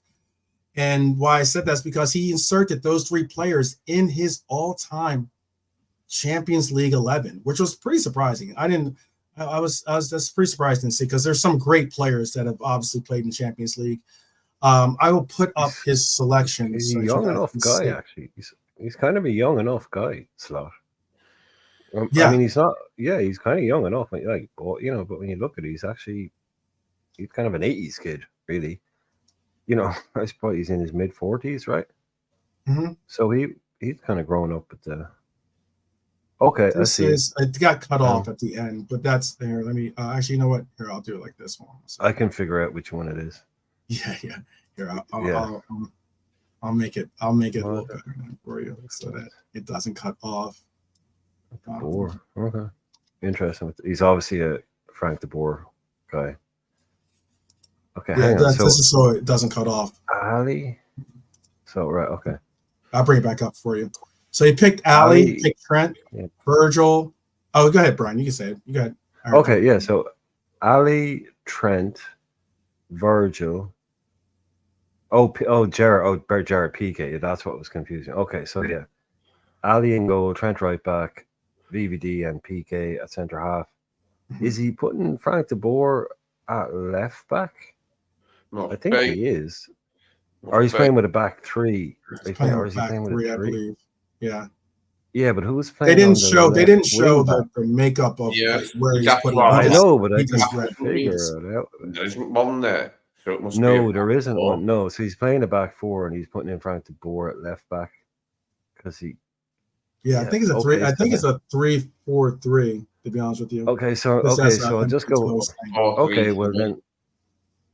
Okay, so that would be Ali, VVD, PK, De Boer, then Trent on the right of a four, PK in the middle, Modric. Nah, that doesn't work either. No, he's gone with a front. Yeah, he's basically put De Boer in at left back just to make it, because everything else. Then it's Busquets, Gerrard, and Modric in a three, Salah, Messi, and Ronaldo in a three. Yeah, there's no way of That's fitting. what I thought. Yeah. Yeah, he's just. I guarantee you, De Boer. He's Dutch, so I guarantee you, De Boer is basically his favorite player. That's why he's in it. I guarantee you, that's why he's putting him in it. And he'll probably say, "Oh yeah, that's right," because he can play anywhere. They're Dutch players. He can play anywhere. So yeah, because that lineup doesn't work in any other formation. Wasn't Modric- any good player, Frank de Boer. I did like Frank de Boer. Yeah, well, it has to be left back. It's the only way to do it, MK2. He is the guy that, do you remember that famous Bergkamp goal against Argentina? Like one of the greatest goals ever scored in the World Cup. It was Frank de Boer. He played the ball. He played that pass. He was a great, and that was from the left. So he was a all-rounder. He was a great player. So yeah, he's getting away with it. But I guarantee you, it's because De Boer was his hero growing up. Definitely. So he said, "I'm having my De Boer. I'm putting him in." That's why Aurelio was in all my favorite teams. You gotta have your one goal. Oh Jesus! And people, if he done that once, they go, look, he got a bit lucky with the touch or whatever. But he basically scored the same goal twice. Yeah, he's only been against Leicester, Newcastle. didn't he? Against Leicester. The last And then the goal against Newcastle. Do you know when he flicks it around? Everyone was saying, "Oh, that wasn't intentional." It's Bergkamp. Come on, you tell me it wasn't intentional? It's Bergkamp. That was a Pele flick, around, and he run around the other side. Dabazas, I think he did that too. But yeah, that's an interesting one. He's gone heavy on the Liverpool, hasn't he? For Argentina. When it was against Argentina, he did it to the best of all people. Yeah, exactly. Right. It says I did look it up. It says Frank de Boer has played left back. Oh, he can play anywhere. Oh, don't worry about him. He's Frank de Boer. He can go in. He can go in anywhere. Yeah.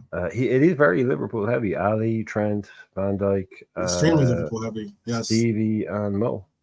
Very nice. I'm not happy with the CR7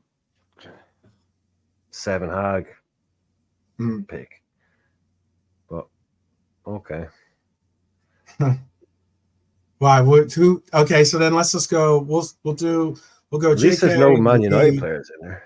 I mean, I'm thinking. Sorry, I just think he's putting in Cristiano Ronaldo there, obviously on his exploits with Real Madrid, not Manchester United, because So there's no Manchester United representatives in there. That's nice to see. I hope. Yeah. Hey, hopefully, yeah. He's put him. Yeah, again, but he did everything PK did. He did with Barcelona. That's what I mean. They aren't known for winning. Because this is his Champions League 11, so they're not known for winning stuff. But yeah, MK2 was right. PK was at Manchester United and couldn't get out of there quick enough to get back to Barcelona, and then went and won everything there is to win. So fair play to him. And then married Shakira, right? I mean, well, let's not talk about that. I mean, yeah. That did not go well. Well, and then divorce. So, but I mean, he kind of for a while there, PK was kind of completing life, Yeah, he's part of that Barca team, married to Shakira. Yeah, things were going well. Pretty sweet. Yeah. I was going to ask JK. Then we'll go to Lee. Then we'll go to Nolante, and then Irishman. You can have the last say. Out of this, with this Champions League 11, is there anyone that you would have swapped out? And again, this is Arne Slot's all-time Champions League 11.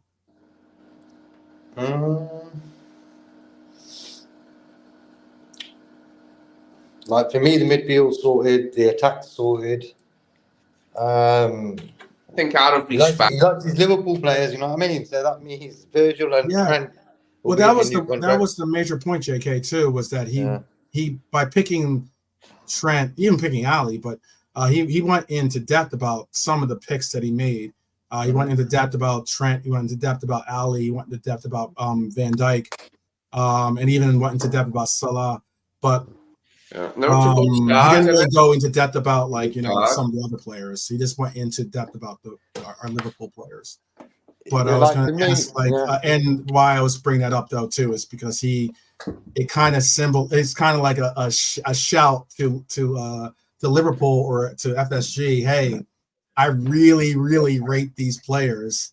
You know, it would be nice if we could keep them for the ride. That's being the Yeah. perception of what of putting them in his all-time Champions 11.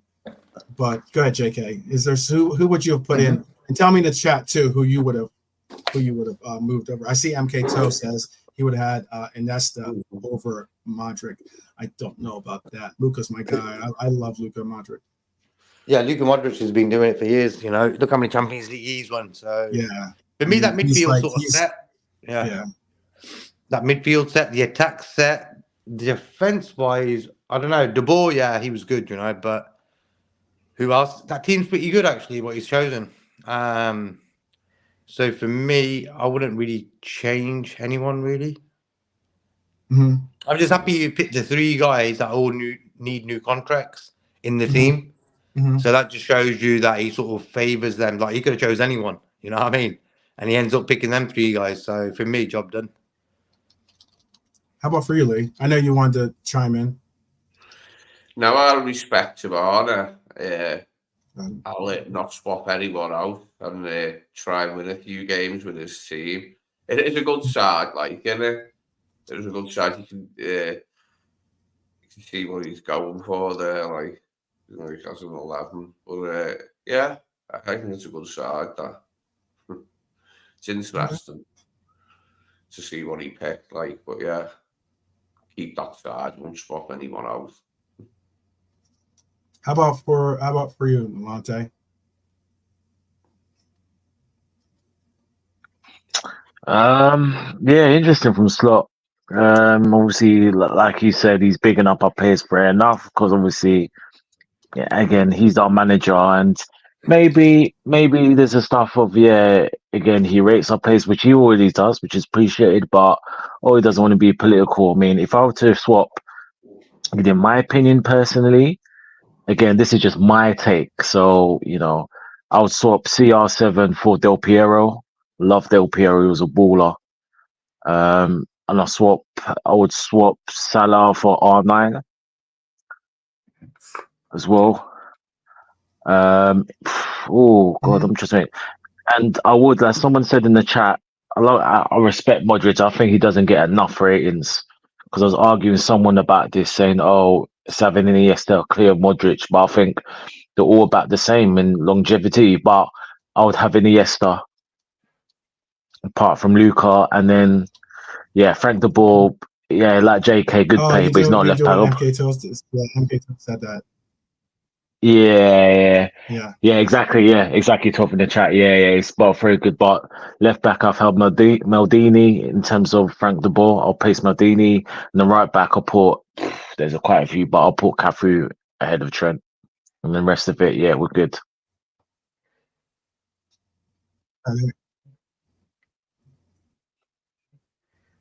Yeah, I like how he gave. He's becoming a proper red right now. As he made sure to put in quite a few, like Brian stated, quite a few. Four current Liverpool players, and even dropped Stevie G into the mix as well. So I mean, nearly half the team is red. So maybe he was a Liverpool fan growing up or something to maybe, who knows. Include real quick before we get into I'll bring up Dara's question, then we'll go into Nolate's question. Do I not get to go? Yeah, that's Yeah, what I Bryce the best. Brad's waiting patiently. Yeah, I said, Brian, do you have someone? Yeah, Oh, sorry. I know. Yeah, yeah. You should. I don't know. Yes. I would Tabasco. change one. Roberto Tabasco. That was my. I'm Yeah, sorry. I would. Okay, go ahead. I'm sorry, Brian. I would change because this is an all-time Champions League 11, by the way. Like, so forget everything about everything else. This is an all-time Champions League 11, right? So I am changing 1, 2, 3, 4, 5, 6, 7, probably. At least, yes, 6 or 7. Xavi and Iniesta have to be in that team. No one's mentioned Xavi. Xavi and Iniesta have to be in an all-time Champions League 11. They just have to be. There's no place for Alisson, Trent, Salah, Piqué, De Boer, even Gerrard. All-time Champions League 11. Yeah, as much as we're Liverpool fans, I'd be going the opposite way. I'd be going cold and hard about it. You know, they've only won one. Yeah, I don't. Yeah, I'd be replacing who would have to be in it. Yeah, Iniesta has to be in there. Xavi has to be in there. PK. I think as much as look, I'm real about this kind of shit. Sergio Ramos has to be in there. Yeah, there's plenty of changes I'd make to that, but I'd be going on about it all night. So if you're just talking about what people have done in the Champions League, yeah, he's gone way too Liverpool heavy. You know, Steven Gerrard captain this the one of the greatest of ever. Yeah, maybe on the bench. But you want to put 11 together, you want to put medals on the table when it comes to Champions League shit. Yeah, I don't think he's up there. Neither is Salah. Neither is Trent. Van Dijk, because how good he is, yeah. Ali, no chance. De Boer, no chance. Yeah. Yeah, I'd be like Homer when he's, he takes over the baseball team. That, Millhouse, your cut. Your cut. Your cut. Janie, your cut. Millhouse, you already cut me. You're cut again. I'm cutting all over the place there, man. Yeah. Got you. There was a question Dara asked as well, by the way. He had it for the chat, but I'll include it for the panel as well. I gave an answer. I already gave my answer. But Lee, what would be your answer to this? Name an Italian player that was a success at Liverpool. Who was successful for Liverpool? We've only had Aquilani and Desena, haven't we? Doesn't been anyone else, has there? Before I think we had Donny, 5 different players. Didn't Donny qualify, or was he Brazilian? Barini. We have Fabio Barini. Yeah. Barini was probably the best one, yeah.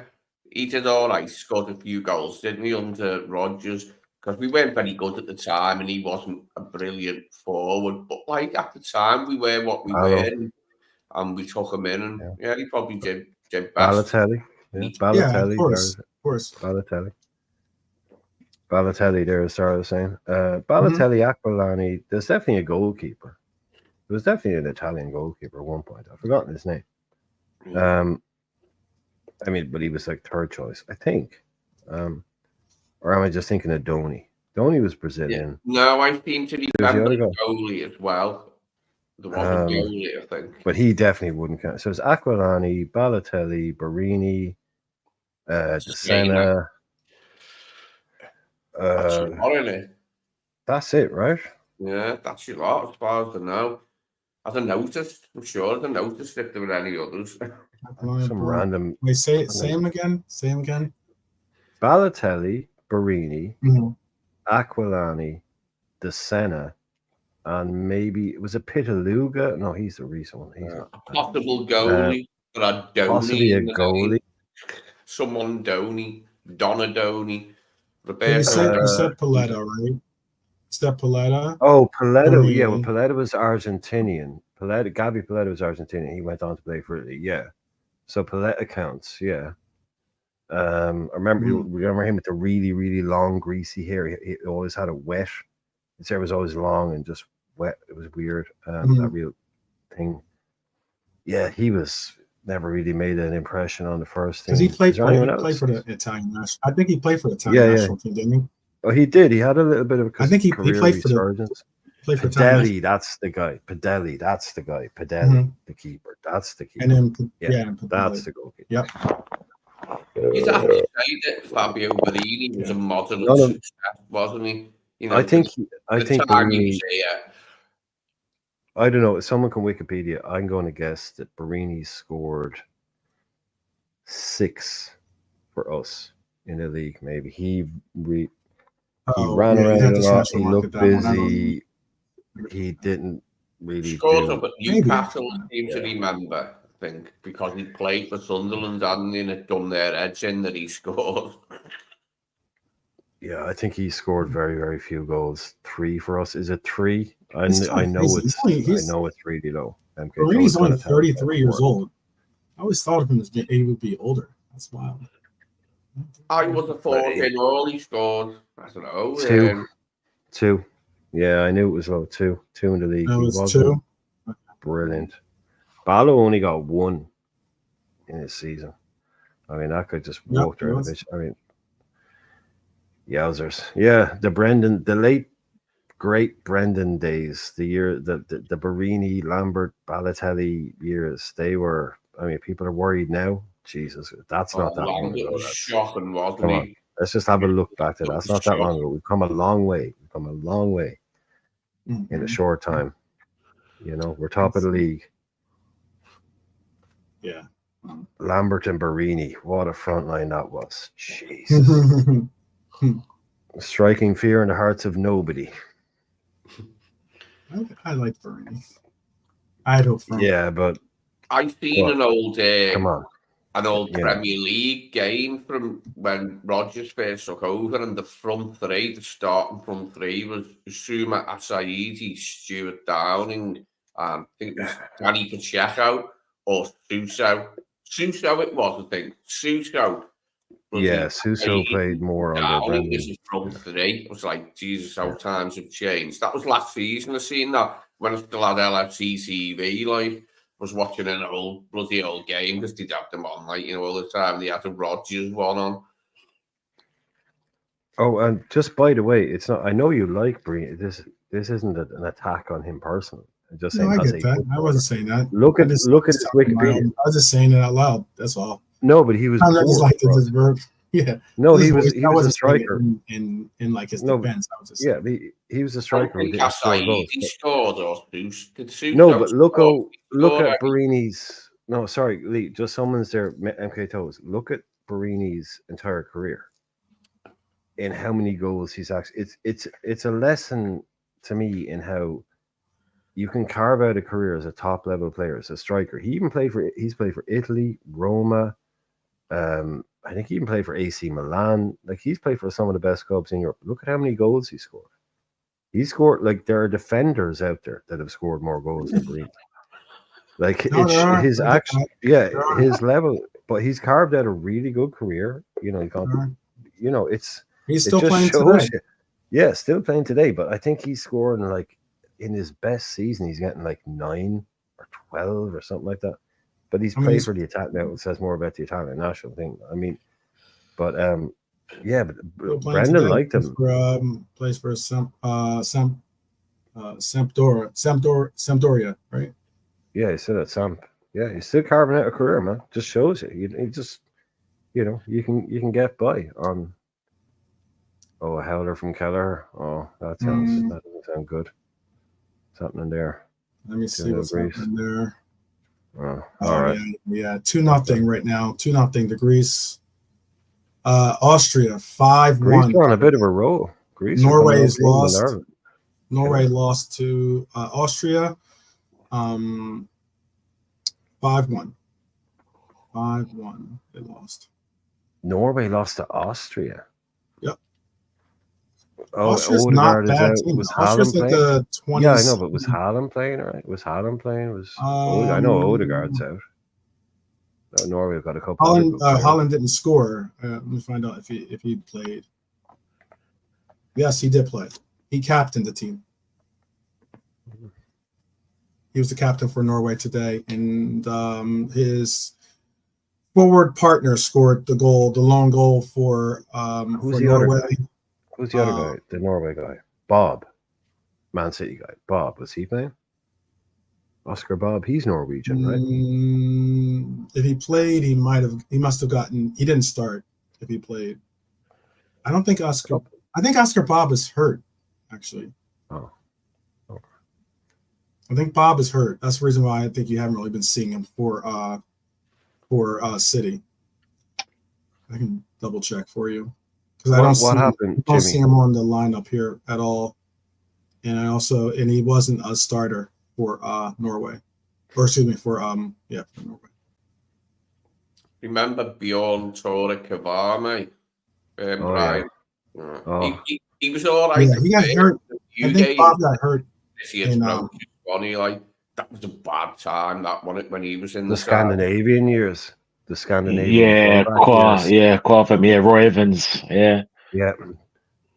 Oh boy.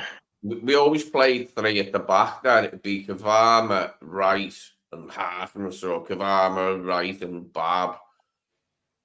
Philip Babb, Scales, record to one of the 2. We bought him from Coventry, Babb 2.3, for what I remember. Oh boy, he was That's another quiz question gone. Okay. Yeah, he got either. I don't know if he got injured in. I don't think he got injured in that game. I don't think he did. Gotta take Bob out of the player paths. Sorry. You would have died. Who did we sell him to? Nolante, who did we sell him to? Phil Babb. We sell him abroad. Was it Foreign? It was foreign. Yeah, I might get this wrong, but was it Sporting Lisbon?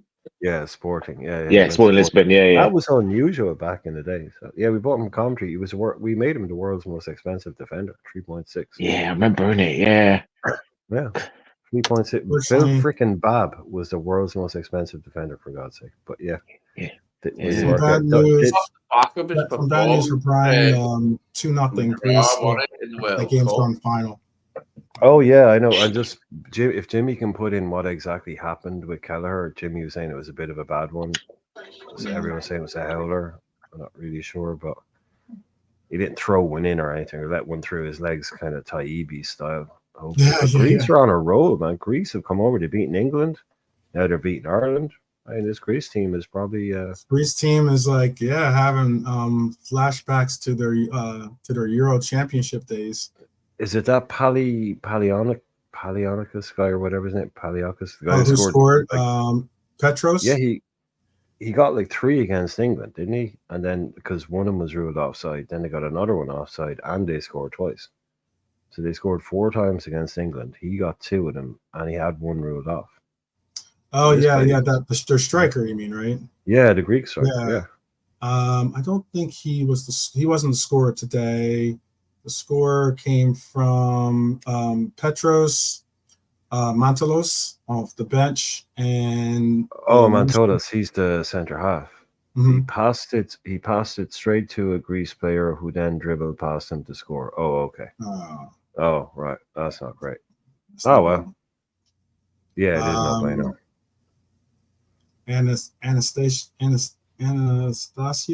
Anastasios.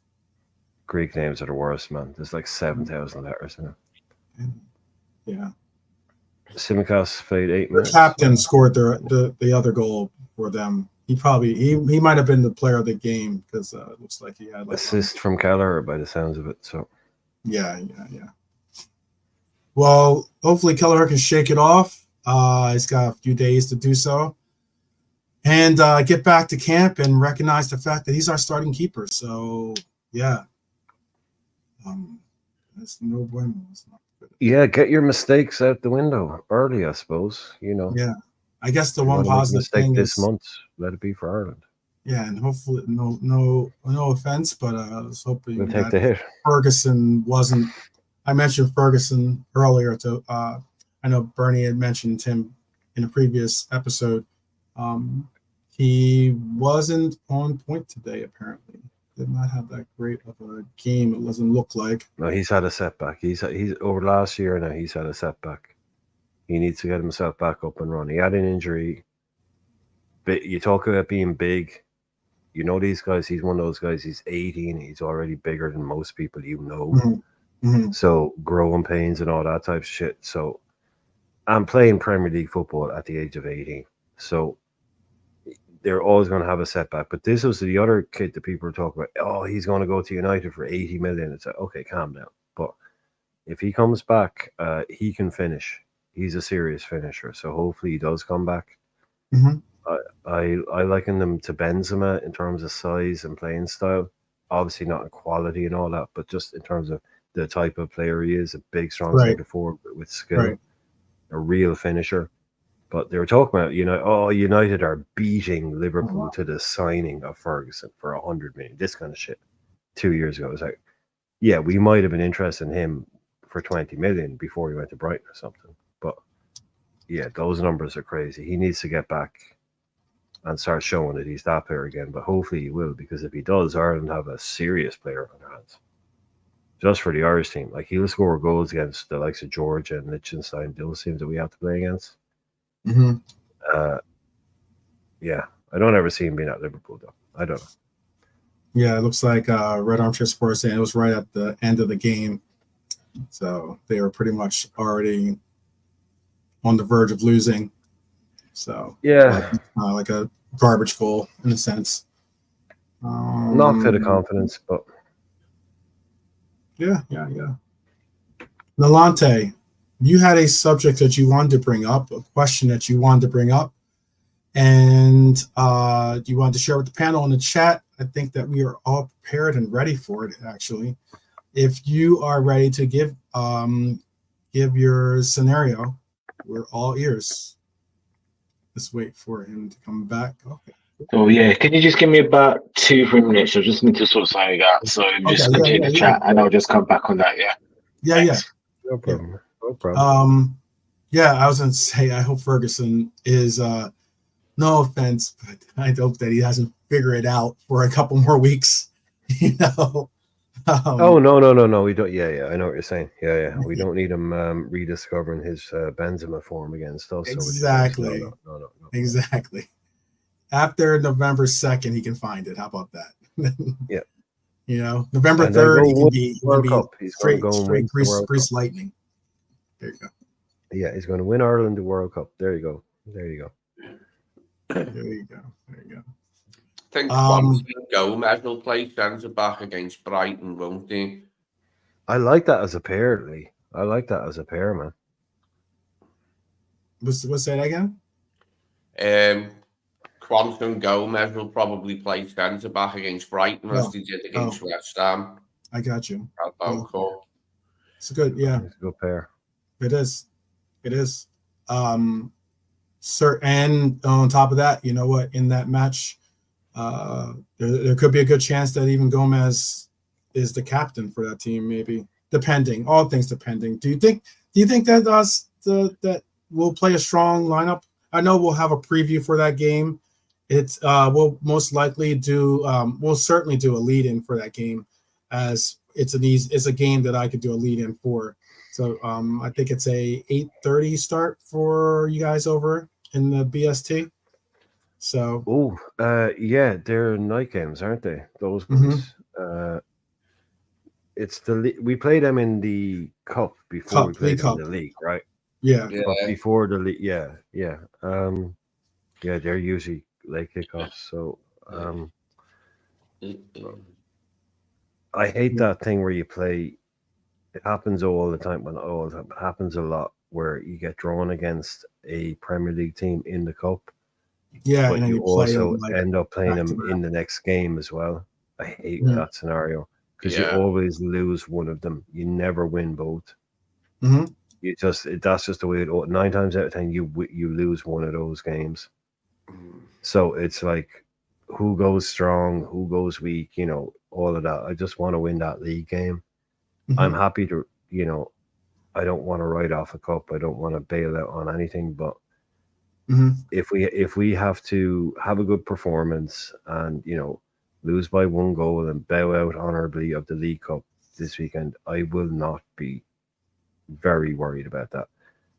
Considering the squad we have, the depth of our squad, that's not going to Mhm. be a hindrance to us. We're not in a position to do the whole Pep Guardiola thing where he likes to target a League Cup because you win it in January or you win it in late February and it sets the tone for the rest of the season. It's like those are like first world problems times 1,000.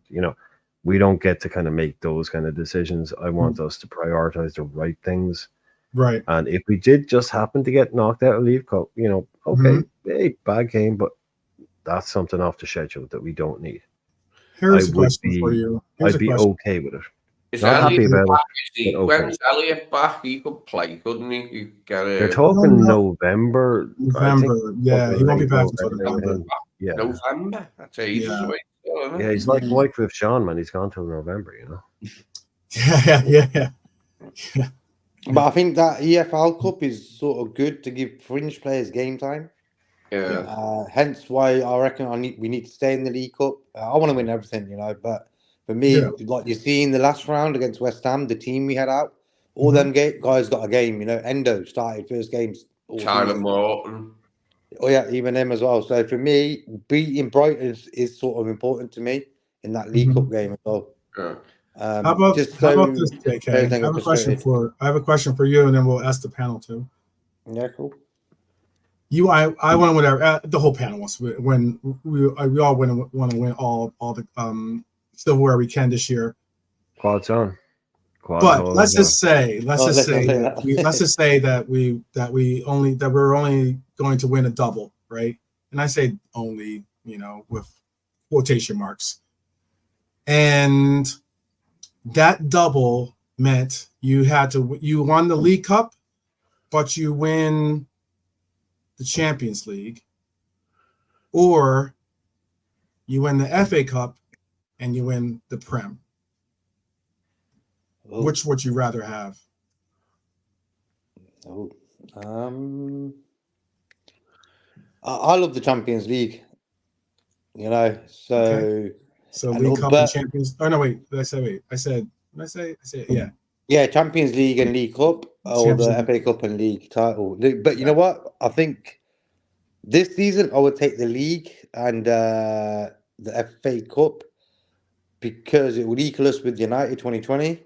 So I'm sick of them. Just like that's the only song they've got left now. We've got 20 titles. Okay. So that's let's sort that out. I like it. Yeah. So for this season, but normally I'm always Champions League first, then Premier League after. Mm-hmm. Tell me in the chat too. Those of you that are still sticking around with us. Tell me in the chat which of those scenarios you would take. Lee, what would you take? I saw that you kind of perked your ears up when you heard that. Yeah. We do need to win our 20th league title. That's got to be done. So I'll have the league and the FA Cup. The league and the FA Cup for you. Okay. Nalante? Nalante's not back with us yet. Irishman? Oh, you could put the FA Cup in the other one and make it the league title versus FA Cup, League Cup, and the Champions League, and I'm still taking the league. You still take? Okay. Yeah, it's all about the league. We win league titles. Okay. That's the idea. We win league titles. All the other things are baubles, apart from the European Cup. But we have put down now. We basically, other than Real Madrid, we kind of invented European football. Mm-hmm. Like when people think about European football, they think about Real Madrid and Liverpool. We are like that's it. Like we've conquered that as far as I'm concerned. Mm-hmm. I want us to have 26 league titles and Manchester United have 20 or whatever it is. I don't. I got you. You want us to put some separation between. It's league titles. Yeah. Well, we have that's the bread and butter. Like the old players used to say, the league is your bread and butter. That's it. Like when you look at England, okay, everything else is by the by. Who is by far the most dominant team in England in terms of league titles? It has to be Liverpool. So the league title comes first every single time for me. Every time, because we made that mark in Europe. and that will come along with it. But yeah, I would love to see us be 5 clear of them because they're bad enough.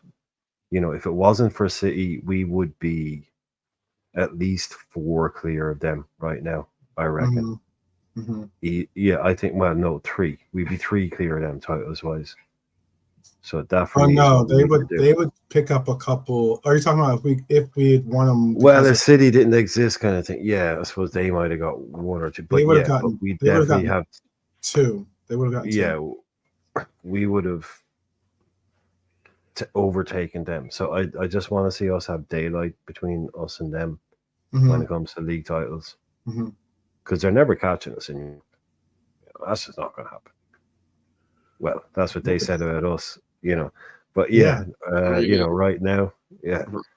They did say that actually. They did. That was a quote actually. That was a quote by a lot of players. Who said it? Wasn't Gary Neville? It was one of the former players said that exact quote about how that United will never fall off, and that they will never, that Liverpool won't be able to match their greatness since they've established such a foundation of success. I just think they got fortunate with a real nice little run of like young players. They also had some good players that they brought in too. I will admit that as well. Yeah, I just want this 20th title to happen. Everyone's going league, actually. Marion's going league. Red Armchair supporter went league. What were you saying, Lee? I just want it to happen, this 20th title. It's been a pain in the arse waiting for it since we made it 19. Just want to get there to 20. It's a nice round number, and I want to get there. What do you think would be a bigger parade? You're there in the city. What do you think would be a bigger parade to the league? Yeah, because we waited ages, and that other one, COVID, that bollocks. Do you know what I mean? And we did the European Cup double in 80-81, and we did the Premier, well, the first division and FA Cup double in 86. I mean, both of them, like. But yeah, only just with the first one though. That's the first European Cup I can remember was Real Madrid 1981. I heard Brian's reason. I heard Brian's reasoning for it, and JK's, and yours as well. But a little bit more in depth. Is it because you're in England that it means a little bit more to win the Premier League, or than what Europe? We just never won the bloody thing enough. You know what I mean? So we've got to get. Is it because? Is it also maybe because? This is something too that I'm trying to think of who said it, because it was a really, really, like, as you guys say, cheeky way of a little slide comment. I can't remember his name. He's on Monts's show.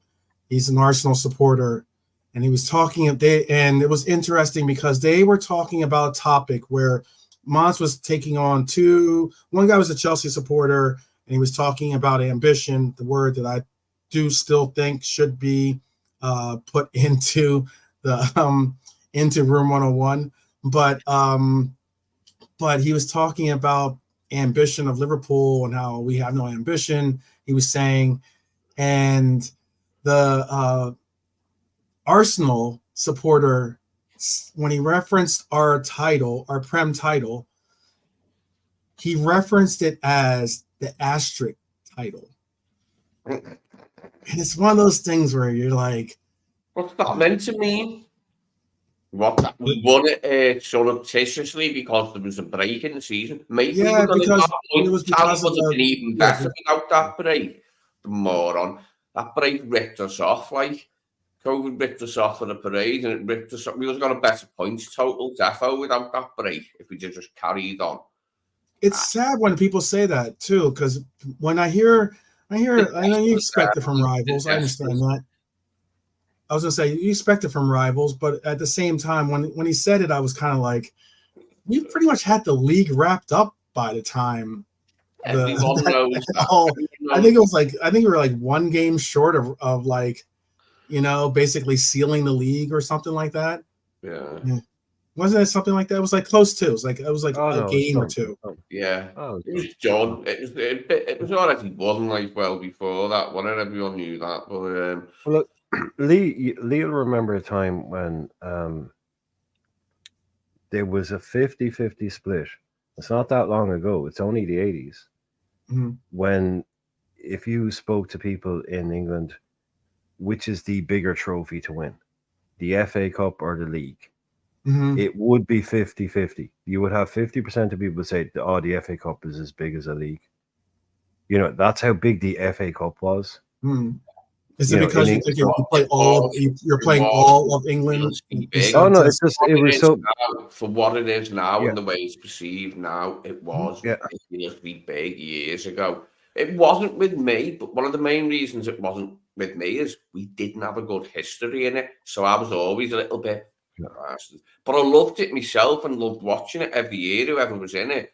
But like I always had a little bit of a down on it because we never did that well in it when I was young, you know what I mean? And we'd We did lose better in the semi. League Cup, right? We did better in the Yeah, League Cup. we were better in the League Cup, like, you know what I mean? And that Right. was 12 more month, like 12 like month. Yeah. the The Domestic Cup. way I'll explain it, and Lee might correct me if I'm wrong here, but there was a time in, say, like 86, 87, 88, 89, if not just if you lived in England, but just say Everton won the league and we won the FA Cup, or everyone would say, oh, we won the league this year, but but we won the FA Cup, and people would be like, yeah, fair enough. That's Yeah. that's pretty much the same. You know, Mhm. it'd be like, yeah, yeah. Now, if someone said we won the league, and if we said, yeah, but we won the FA Cup, they'd be like, shut up. You know, Mhm. but back then it was kind of like, yeah, fair enough. Yeah, you won the league, but they won the FA Cup. So that's Just kind look of at what Shankly equal. said about it, like the way he was like pissed off that Liverpool had never won it. He's like, oh, it's terrible that it's club to have never won it. And, you know what I mean? Because it was bloody massive, like it was massive. Mm-hmm. It's interesting. But we conquered Europe, man. These Arsenal boys, you know, these Man United boys, we invented that stuff. Going away to Europe and being like, because even the Europeans didn't take European football that seriously. Like you could go to a Real Madrid game in the league, and there'd be 80,000 people there, and the next 8 days later they'd be playing Roma or Liverpool or Juventus or someone like that, Ajax in a Champions League game. There'd be like 20,000 people there. It Mhm. wasn't until the English clubs started dominating Europe and going. Now, unfortunately, they brought the hooliganism with them as well. But it wasn't on like European clubs really didn't used to care that much about European football. It was kind of like a distraction. Even in England, they used to bin off the UEFA Cup all the time. Clubs would bin off the UEFA Cup. Mhm. They treat it as like a pain in the arse. But Mhm. it's only really recently now where you've got that kind of switch towards. Now we have a Super League coming up. You know, if they want that, you know, that is it more important to win that. But if you go around a Champions League or European Cup museum, what are you going to see? Liverpool and Real Madrid. That's going to be 90% of what you see. Like we're just, you know, we can't lose our place in that, I think. Can't see any other English club anytime soon, like surpassing our Yeah. records of Yeah. victories. Why It's we're competing in the competition put it that way. Like for me, Man City are the only team that could have done something. They've only won the one since Pep's been there. So for me, they're in no way catching us up. You know, Mhm. if they can't do it And with Pep. Mm-hmm. JK, tell me Mhm. am I wrong? Chelsea could win 5 European Cups and nobody would ever talk about it. Still, nobody would ever talk about it. True. They've already got two, I think, Yeah. out of nowhere. Nobody ever talks about them when they talk about Champions League because they know they're fake. True. They're just, it's like, yeah, whatever. No one wants to talk about John Terry or, you know, Roman Abramovich. No one wants to talk about City. People want to talk about, you know, AC Milan, The real Liverpool, clubs, yeah. yeah, Real Madrid. The That's big why dogs. that's why I found it interesting when I heard again. Apologies to the Arsenal supporter. I don't know your name. He's someone that's starting to come on the scene a little bit more. I've seen him a little bit more frequent on a couple of different shows. But it was just interesting to hear this Arsenal fan talk about ambition when it comes to winning trophies, considering Arsenal has really never won a Champions League, right? Well, no, literally never won. Yeah, they're right. Them telling people. Well, they won. I would say real quick. I would say they've never won a European title, but they won. They won one European Cup Winners' Cup. They won the Cup Winners' yeah, Cup in like Cup winner. 93-94 season, I think it was. 93-94. 90, or in 1970 was the other one that I was going to talk about too. Yeah. I've always said Arsenal, they're allergic to Europe. For a club that's that big, to have that record in Europe is almost like, it's bizarre how unsuccessful they've been in Europe. It's uncharted territory for them, isn't it? Like, mostly. Yeah, the point of why I'm bringing it up, though, is because this Arsenal fan sitting there talking about, like, oh, well, what Liverpool, they lack ambition. They need to do what we are doing. And he's like basically talking like all these Arsenal fans speak as if they've like reinvented the wheel almost when it comes to, like to football, as if they have some like incredible, I mean, like their resume is impressive, but I mean, it's not on the levels of Liverpool's, yet you're sitting here listening to them talk about it. Now, albeit they have won FA Cups, I'll put that. They won the 2020 FA Cup, 17, 20. They've won a bunch of FA Cups. 15, I think they won. They won like I think back to back, and all of them, basically, all of them. Yeah, exactly. Yeah. No, they won a bunch. I know they have like 14 FA Cups. So they are to the FA to what we are to the League Cup. They are to the FA Cup. Exactly. Yeah, we win the League Cup all the time. They win the FA Cup. Basically, yeah, that's a good comparison. And it's just funny though, but when it comes to actual winning, like even when it comes to, I hear these rivals especially, but sometimes even neutrals, when they talk about ambition and they talk about, like Liverpool's ambition to win this or win the cup, win the Prem and everything else, and like I'm sitting there going like, wait a minute, you play in the same league as us, right? You know what I mean? Like, if you want to talk about ambition, then where's your ambition? If it wasn't for Liverpool, this would be what people would call a glorified farmers league, as they like to call it, like some of these leagues. I mean, 6 out of the 7 titles, City's won 6 out of the 7 last titles. It's one of those cases where it's like, it's funny when you hear people talk about this ambition. I guess I'm going a little bit too much of a rant. If it wasn't for us, man, look at the leagues. Now I know things will be different. So you take us out. We do exist. We have to exist. So that's it. But look at the points totals where these boys would have been behind City. Like look at like you're talking about a Farmers League. If we hadn't gone toe to toe with the Cities, gone 92 and 97 and 98 or whatever it was. How many points would City have been winning the league by over Arsenal in those years? 25, 27, ridiculous number of points, embarrassing number of points. Yeah. It was taking us to kind of go toe to toe with them to make the rest of them not even people look at that.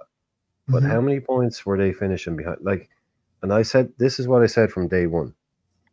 They're really weird, right? Because when they were shit and they knew that they were shit and they couldn't say anything else, they were all like, oh, I really, really hope Liverpool do well and beat City. And I really like Liverpool. And, they're great. These Liverpool, I never had anything against Liverpool. I hate Man City. So, if anyone is going to do this, I really hope it's Liverpool. As an Arsenal fan, always respected them. We don't have a rivalry. Don't hate them. Yada, yada. All that. Right. Like one fucking win later or one cup win or one like half a season from Klopp and they're like, here, Liverpool fans, you see, look, you know what you need to do to try and win a league, right? What you need to do is this, right? Look, we're Arsenal. Look, listen to us. Right? Now, what you need to do is if you want to win, if you want to go up, look, it's not easy going head to head with City, lads. Let me tell you. Let me tell you that. It's not easy to go head to head with City, lads. It's not easy to do that, lads. Not easy, you know. It's difficult. Why? Look, they Yeah, have to. They're like, what the fuck do you think we've been doing for the last 4 years, 5 exactly. years, pushing these guys right to the death, just so the rest Indeed. of you don't look like the. And they want to sit down here. Look, Liverpool, come here, sit down. I'll tell you this, right? Look, if you want to go, if you want to compete with a team like that, get out of here, man. Get out of here. Yeah, These people, what they just switched like that, like that. So Liverpool, look, man, you were good on our cop, but your time is done. The real people are back now. The real team is back. That was the vibe straight away, and it was like, sorry, you won a league when? Sorry, when It's did been a you break long their dominance? time Oh, in you the finished second. And yeah, you know, yeah. sorry, Lee, but you know what? All of this came about by because they finished second, and that's where the attitude shift came. yeah. Mm. It Yep. these people, man, these people. 2003, 2004 is the last time they won. Over 20 years ago, they won their last league, and they speak Long as if time, innit? they speak. Sometimes they act as if they want, as if it was yesterday. That's why it's so incredible when sometimes you hear some of the chest from these gooners. And they won 3 under Wenger, by the way. That's it. They Yeah, won 3 leagues. It's not like they had a dynasty like Ferguson or like we did that won 8 or 9 or 10. They won 3. Yeah, they were an amazing team, but they won 3 leagues. And What is that's their it. total now? What's their total of leagues? I guess 8, something like oh, that. league is no, they have 13. 13. 13. Yeah. 13 leagues Over their whole career. Like over their, easy. yeah, He did like that I on mean his it own. spans way back to like Mm, 1930 Come on. and These people think they 1752. can tell me what to do. Shit, like. yeah, exactly. Yeah, they It were the goes cup way back. side. They were the cup side. Like mainly when I was a kid, they Yeah. were always regular in the cup final every couple of years or every 3 years or something like. But and then they got George Graham and they got a couple of titles. Yeah, that's Arsenal in my lifetime. Yeah. But I think Arsenal don't do themselves any favours by not winning the Champions League. So for me, I will never view them as a danger. Even now, even though they've spent like nearly a billion in the last few Yeah, years and no, stuff, I just speak don't on have that. that sort of fear about Arsenal. Arsenal are Arsenal, you know. I So mean, even even though they for look all the better, invincible talk, I mean, like for the invincible talk that year, they did not. Oh, living off that shit. Don't go. Oh, that's It's crazy. them not and like their they went invincible on and talk. won. They Jesus. didn't do that well. I don't think they did that year. They didn't do that well in the Champions League. I don't think they didn't make Yeah, it. look, yeah, we get it. You did it, but you don't have to keep talking. Like 20 years later, it's like, oh, this guy's good. Oh, yeah, but he never went to Invincible, did he? It's just like, Mm. come on. You know, Oh it is yeah, as well. After that, yeah, they what's won't let that? it United's the go. same. Yeah, United's the same. They're thinking 20 times. In the game against us, tie is it or and something like tie, or is it like tie? singing 20 times. Arsenal singing undefeated 39 undefeated or something. We Mm-hmm. never Look at think their about the points Champions total. League wins. Huh? Look at their points total in that. Yeah, Look, point. yeah, they went invincible. Yeah, look, they went invincible. That's incredible. It is amazing.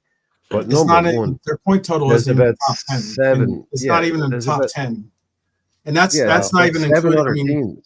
they might even dropped even further because we've had seasons since. I remember that stat, but it wasn't because I Yeah, remember Yeah, voicing they it had too. a lot of draws that They season. had loads a of A draws. lot of ton of draws. draws. Ton of Yeah. Yeah, so draws. like, but even in the modern era, Celtic have gone invincible. I know it's Scotland, but Mhm. like like it's not just that. It's just like they kind of like to act like they're the only club side that's ever gone invincible. They're Mm. far from it. There's loads of them.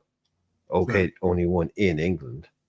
No, they're not even actually the only one in England. Yeah, But because he just um, said Scotland. it's no, but in England, not Britain. But Oh, I think there's England. another I just one. said Europe. My Yeah, fault. yeah, My apologies. yeah. But they act like they're great. You did it, but seriously, these guys, cool, do your thing. But if you're not a team with Arsenal's record, if it isn't in London, Mm-hmm. no, it's not that big of it's not that big a club at all.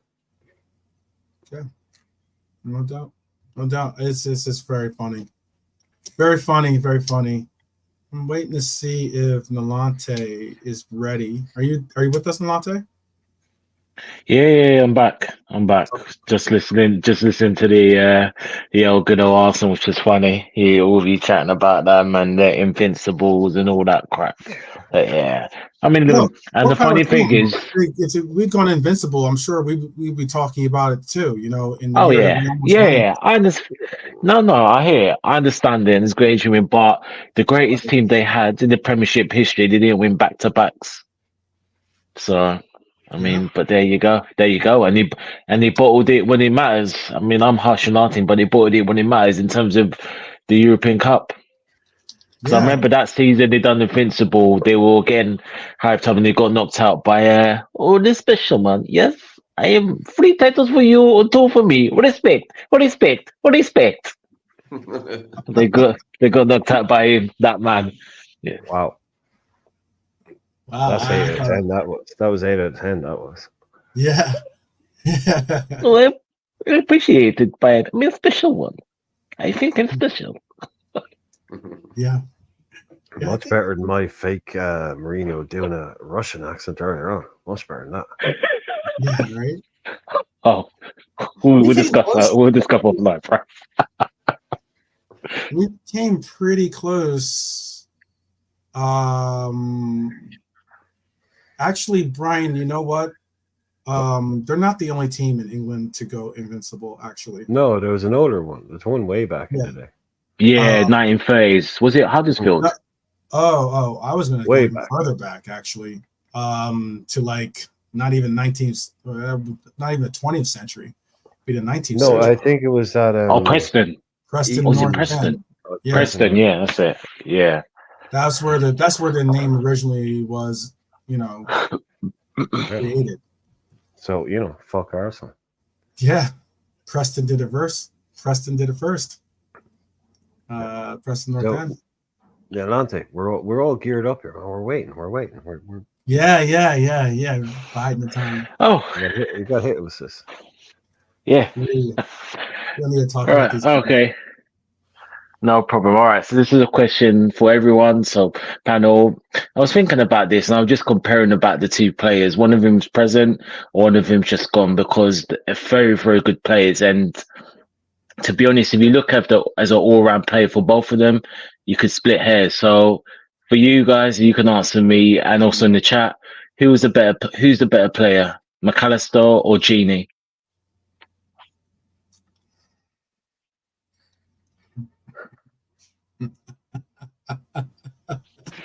I'm going McAllister. Okay. Why is McAllister for you, JK? Yeah, why? Like, Elaborate. technically, like for me, Genie's a runner. And McAllister can't really run. McAllister can't really run. But technically, for me, McAllister's up there. He's like a real good player, But for me, if I had to choose one of the 2, I'd go with McAllister. McAllister, little asterisk on that too. That McAllister is fast becoming JK's favorite player on the team. So that's I'll give you a little insight there. I'll put it out there. I'm sure someone will say the same about me, whatever. Oh, and mine too. No, he's one of my. He's right up there for me at the moment. His first time passing is it's glorious. Yeah. And you know what? The main reason for me is, Brian, he gets stuck in little tight spaces. I love it, Brian. He loves it. He loves it. Yeah. So for me, he isn't scared to get hurt. No, to put a shift in. So that's why I like the guy. Top player. And JK, the people who are least likely to get hurt are the guys who aren't scared to. Those guys who are scared, who kind of half put a leg in, you're tense up. That's when you get hurt. All the players will tell you is like, if you go in full blooded, bang, you walk away from it more often than not. Yeah. It's when you kind of you hold back a little bit. Yeah, you get tense up. That's when it actually hurts because you're not ready for it. McAllister, you can tell. He absolutely loves it. He loves a tackle. He loves it, man. Yeah, and that's what you need. Steel. in the midfield. You can't beat that, man. Steal. You know, he's like, oh, you just hit me, did you? Come back, try it again. I'll hit you harder. You know, It sounds that's like what you Brighton need. will fit McAllister as well. Then would you, bro? No, I just think I thought it was so harsh. He called Genie a runner. Genie was brilliant, man. No, Genie he on Oh, was a yeah. runner in the Klopp system, but for me, I just view Genie as a guy who just ran all the time. Nothing You wrong with couldn't that. take You the need that in the ball team. off him, though. But you couldn't take the ball off Genie. You could Mm. pass the ball to Genie with 3 or 4 people around him. But then look at him for Feyenoord. Am I wrong? Feyenoord? Right, Holland? you're right, Genie. Brian. Yeah, You're right. left wing, number 10, right wing. Genie was a goal scorer for Holland. You watch him, he was like one of their most attacking players sometimes. Genie could play everywhere. Like Genie was like he was top scored for Newcastle when they got relegated from multiple attacking positions. Never played in the role we put him in. They got relegated. We bought him. Everyone's like, why are they buying that guy? To me, is really like Moussa Dembele at Tottenham. You know, in that number 8, it's like Yeah, I kind of like him. Yeah. unpressable. You know, Mhm. he can turn with 2 people around him and just pass the ball out. Yeah. Genie probably one of our most underrated players. So that's a horrible ask, that one. And I think also just in terms of the fact that Genie has left, so we've yet to see all of McAllister's career. But to me, Genie is one of our most underrated players, technically wise. Fabulous, yeah. So, but right now, you ask me to pick one of them. That's horrible. That is a horrible one. Good question. Good question. Yeah, look. Appreciate it. Yeah, don't worry, you'll get it back in the quiz tomorrow night. I know who's getting the hard. Yeah. I never got last week, Brian. Yeah. No, too late. Oh, Jesus, man. Imagine For Genie us, didn't just leave. Yeah. okay, for us, just for us, because I'm talking about what Genie did for Holland, what he done for Newcastle, and all that. So, just for us, I'll give you a Mac right now. Grudgingly, I'll give you a McAllister. But with J.K. McAllister is possibly my favorite Liverpool player right now. Yeah, getting Souness vibes off the guy. I'm getting Souness vibes off him. Uh-huh.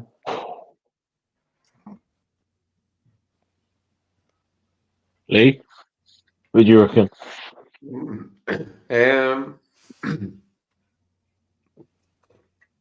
Well, Genie did have quite a long time here.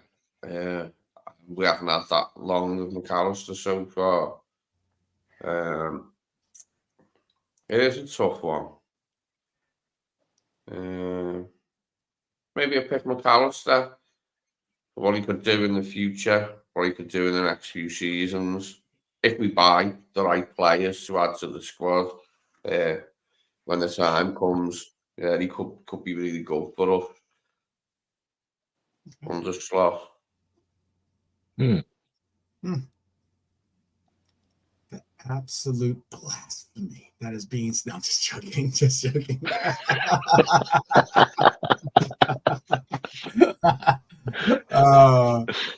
Quickly we forget. No, big up. I like McAllister a lot. I definitely like Macca a lot, but I would say Wijnaldum, because Wijnaldum has been was crucial in some of this glory that we were just talking about earlier. You know, like he was very important in the Barca game, and like, you know, it's just things massive. that Massive. Yeah, massive. Yeah, he won us that game. Yeah. He wasn't in Exactly. that side. He was just there all the time. But, like yeah, that's what if Macca will have those moments. He's young in the career with us. That's the thing, you see. That's the thing that was the thing to have, man. So isn't it like we've only got like half of Mac, yeah, like 1 and a bit year. We will have moments. Yeah, but Genie will go down, I think, already as one of the most underrated Liverpool players of all. Oh, yeah. To what you were saying, I didn't want to see it. You see, but what you're saying is so right. He's massive. He's massive to everything we've achieved. Joe. Yeah, I know. I saw that too. Yeah, but I agree with James. Yeah. Every armchair funny. Yeah, but I like Trap Joe's comment about Macca's more versatile and Genie's more dynamic, and I sort of agree with that. Yeah. It just I don't for know. me it just gets down to like if once Macca has those moments that you can reference, like as in talent wise, I don't it's a pick 'em. I don't know who you would say is more talented, because there's certain attributes that Ginny has over Macca and vice versa. But for me, it's more like some of the not only just being a part of a winning team is one thing, that's all well and good. But if you were a reason why that team won, being like you actually had that moment, that stands out, that kind of gives a little bit extra, if we're taking the scale. I think they're on a tie at the moment. I think they're on a tie at the moment. To be honest, I think we can. No, everyone didn't wait. So JK picked Macca. Well, maybe. Nalan, I don't know what Nalante's pick is, but didn't you pick Macca too? No, I just mean in terms of their career. I just if McAllister has the best career that he can possibly have at Liverpool, and it goes as well as it possibly can,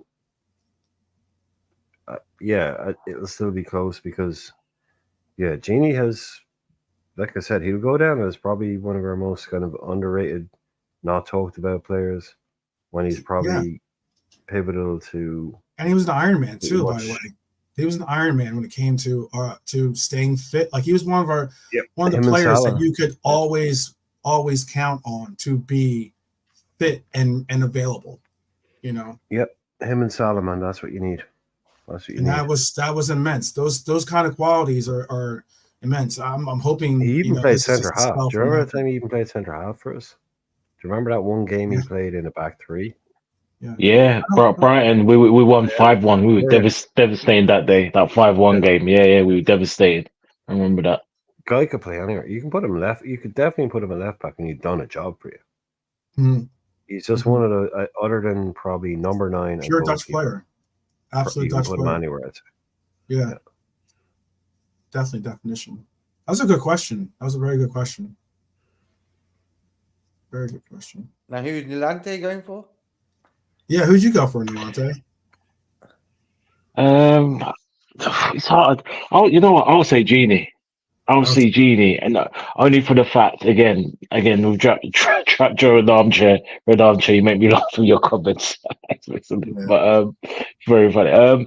Again, Trap's gonna disagree. Like Brian just said, we just upped the versatility. Genie was very more versatile than Macca. But for me, Genie again, it's hard because.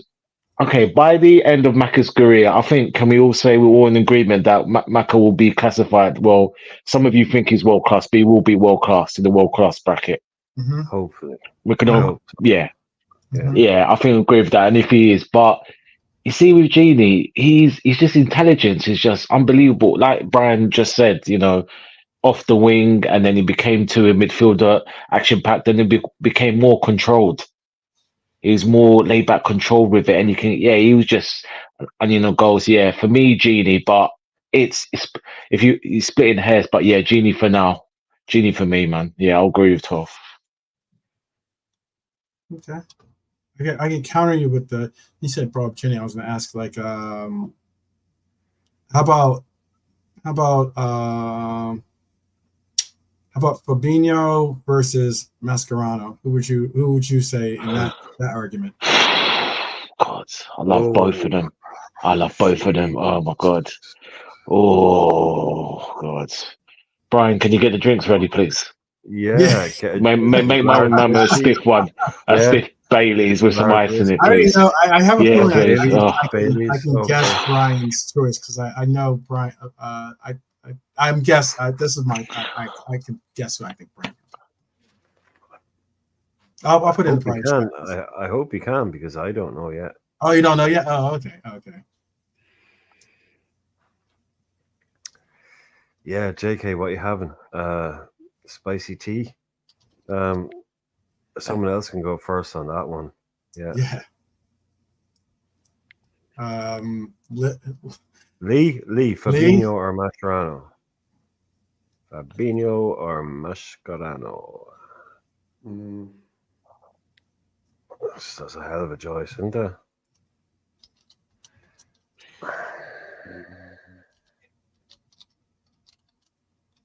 Yeah, good point, Trap Joe. I saw the last good point, Trap Joe.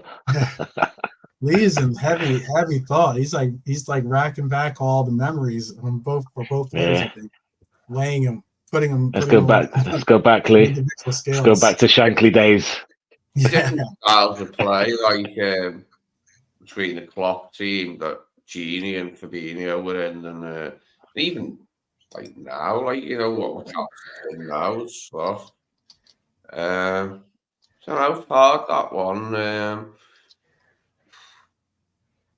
Probably if I was picking like an all-time side, I would look more at Mascherano as that DM than Fabinho. The fact that Barca chose him, they even changed his position, but they chose him for that side. Played him centre half. I mean, great. That's It's crazy, Barca. 5'2" centre half. Yeah, I'll pick Mascherano. I'll pick Mascherano over Fabinho. Okay. Even though Mascherano didn't really win much while he was here, if anything. Well, he won ball. He won ball, Lee. He won every ball that was in 2 yards of him. He won every single ball. Yeah. Pretty much. That's what he won. Yeah, that guy was a monster. Man. Yeah. Jesus. Monster mash. Like they said, monster mash. Yeah. He was more so the butcher than the current butcher, I'd say. How about that? Oh yeah. Yeah. Yeah. That's a guy who literally, plug your ears now if you're a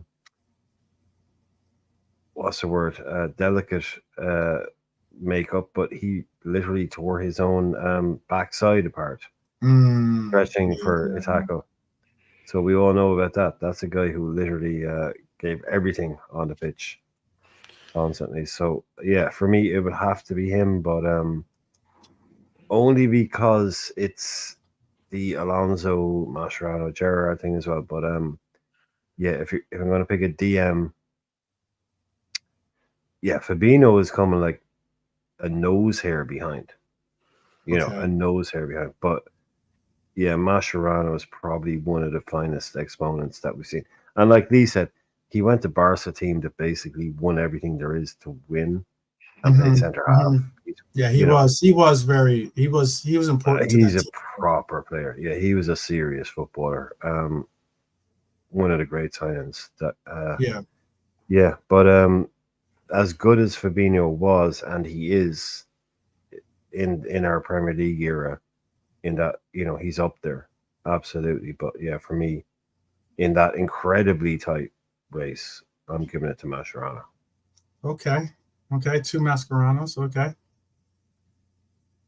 JK or Nalante, which one of you want to step up? I'll go with Mascherano as well. Wow. Okay. Okay. Top player. Nalante, no hiding now. Short and sweet from JK. Yeah, short and sweet. Yeah. Sure. He was.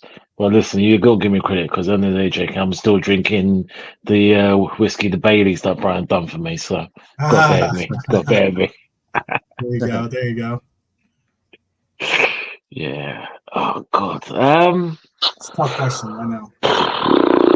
Two great. I mean, it's always preference and everything. Yeah. Players. Yeah. You know what? I like Fabinho, but Fabinho had a bit more about him than Mask in terms of an all-round sense. But yeah, I'm gonna go with Mask, man. He was a killer. I'm gonna go with Mask. Yeah. Wow. So the last question was 3-2. That's a lance. Yeah. Last question was 3-2 in Macca's favor. This time it's 4-1. Oh, Fabinho. Okay. I would have went Fabinho. Fair enough. But if it wasn't for Fabinho was like, there were so many integral parts of that Klopp of those Klopp teams, and I think again, Fabinho fell off a cliff. I understand that, but I mean, there was moments when Fabinho it's a peak. regarded Peak. not only world class, That's but he right. was just, you just automatically knew he was getting, no matter what the lineup was going to be, he was going to be a part of that lineup. Oh, for 2 years he was the best in his position. Yeah, that's what we're saying. Like, this is nose hair stuff. Yeah, Yeah. This is I was literally wondering. nose hair stuff. But Fabinho was more somebody likable. said big I got fan you, of got you. Fabinho was more likable. I know. I love Mash, man. I love him cracking Yeah, into Red United Armchair players. You know? Red Armchair Sport went 5'6", around. just banging people. How many people? It's all good. Sometimes I understand. We might Nilante, walk you have alone, but a sometimes I follow-up stand question? alone on some subjects. I got you. No, if you put it out to 100 people, you'd probably get, I reckon, Yeah, like 60-40. 49. I reckon 70-30, I I reckon think. you get 60-40. 70-30? Yeah. Yeah. What was the I reckon number? you get What about number are you doing, Brian? 70. JK wants 70-30. What number are you doing at 100? I'd say 60-40. If you put it out there, I reckon you get 60 Mash, 40 Fabinho. I reckon that'd be a good average. Yeah. But again, like I say, it's great. I guess too, it has to be. I mean, I saw Mascherano play, but they're like, two of the best guys. Like, that's the thing. Yeah. We need to be appreciative of the fact that it's like most teams would kill to be able to argue about who was better for their team than Fabinho or Mascherano. Yeah. You know, it's like Mascherano. But for me, as well, like I said earlier on, that was sometimes about partnerships, and that Mascherano, Alonso, and Gerrard midfield. Mm-hmm. That is perfect. Yeah, prime. That's perfect. And number 10 now, in Gerrard. I will admit that number 8 in DM. That midfield versus the midfield that Ginny played in, or Fab played in. Yes, despite the fact that just the balance, Ginny and Fab won more, I would still say I would take. Oh god, yeah. Oh, the balance of that midfield is just, you've got one of the best ever at doing what you do in Mascherano. Every position, Alonso, Gerrard. That is so perfect, that midfield. Yeah, it does not get better than that. Yeah. And then we had. You remember when we had Musa? Do you remember we had Momo Sissoko back? He never gets talked about, Momo Sissoko. Yeah, Mo, another one. He was brilliant for us, man. Yeah. Momo Sissoko was a brilliant player, I thought. Like, a little bit clumsy or whatever sometimes, but he kind of just drops off the radar, really. No one ever talks about Momo. He came in from Valencia, right? You know, really good ball winner. But that three, Mash, Alonso, Gerrard, that is just prime. That's prime. Yeah. Nilante, you had a follow-up question. What was your follow-up question, by the way?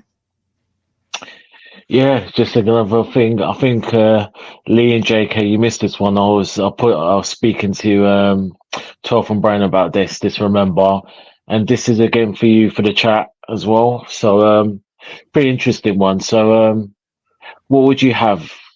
Would you rather win the Premier League at the end of this season, and knowing that Trent, Virgil, and Salah will all go, or would you just keep all of them and just not win the league? Which one would it be? I'm going with the second option. Keep them so they can win it the year after and the year after. Yeah. It's tough. That's a tough question. Fair enough, JK. Fair enough. Oh, that's another caveat to it. What it is, they're too good for it to let go on a free. That's why, they're too. I have my answer. Yeah, I have my answer already. But JK, I'll send a caveat to that. What if, let's just say, we could keep them, but what if we're not winning the league for the next 6 to 7 years? If we keep them, I was just going to say that, Nilante. You were making it too easy the other way. So so it's either we win it now, or they stay and there's no league for 3 years. 3 to 4 years. Five makes it. But they leave, we win a league, or they stay and no league for 3 years, and whatever happens in the future. Oh, Trap Joe, you missed a question. Okay, we'll repeat the question again. So what it is, so what would you have, Trap Joe? So would you win the league this season and say bon voyage, arrivederci to Trent, Salah, VVD, or would you keep them at the end of the season but not win the league for the next 4 years? Yeah, big up JK as well. Big up yourself. So that's the question, Trap Joe. Yeah, hey KJ, nice one, man. Bless Yeah. KJ. Keep So Mo JK, innocent. you I would say, let's say this: if these three players are leaving, you better win the league. So, otherwise, I'll take my chances in keeping them. So,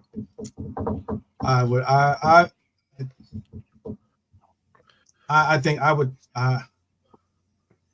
Wow, that's a tough question because this is arguably the best year for us to contend for this title, considering what's going on with City, considering Arsenal being the bottle jobs that they can be sometimes. I think it's an easy question. Yeah. Which is why this is why this stuff is good, because I've got my answer ready. I'm like, why are you saying one thing, but you have your thing? And you're like, yeah, this is one of those horrible questions. So I can't wait to hear. To me, it's obvious, but Okay. Lee, what's your take? I want the silverware. I've already signed the replacements. Yeah. If they won it this year, I'd be like, couldn't you have done it last year? that thing.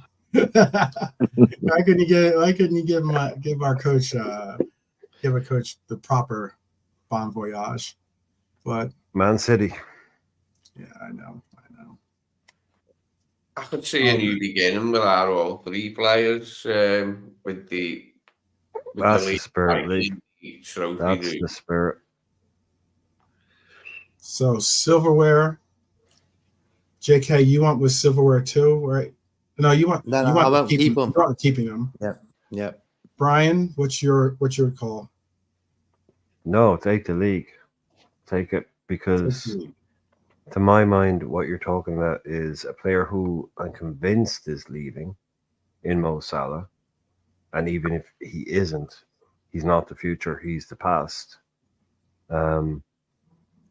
You have another player, VVD, who I think might be happy to stay, but again, mid-30s.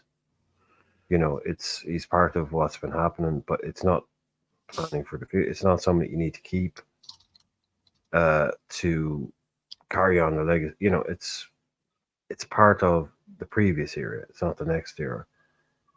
And Trent is someone who, the more I think about it every single day now, I kind of think is probably mugging us off a little bit and is going to leave. So I think that in a year's time, if we're lucky, one of those guys will still be here. Right now, I'm thinking Mo's going at the end of his deal. I've always thought that. BVD, 50-50. And right now, I think Trent is kind of taking the piss. And he's going. He's got Bellingham in his ear. He knows what he's doing. So, yeah, I would take the league title because, like I said earlier on, we need those numbers on the board.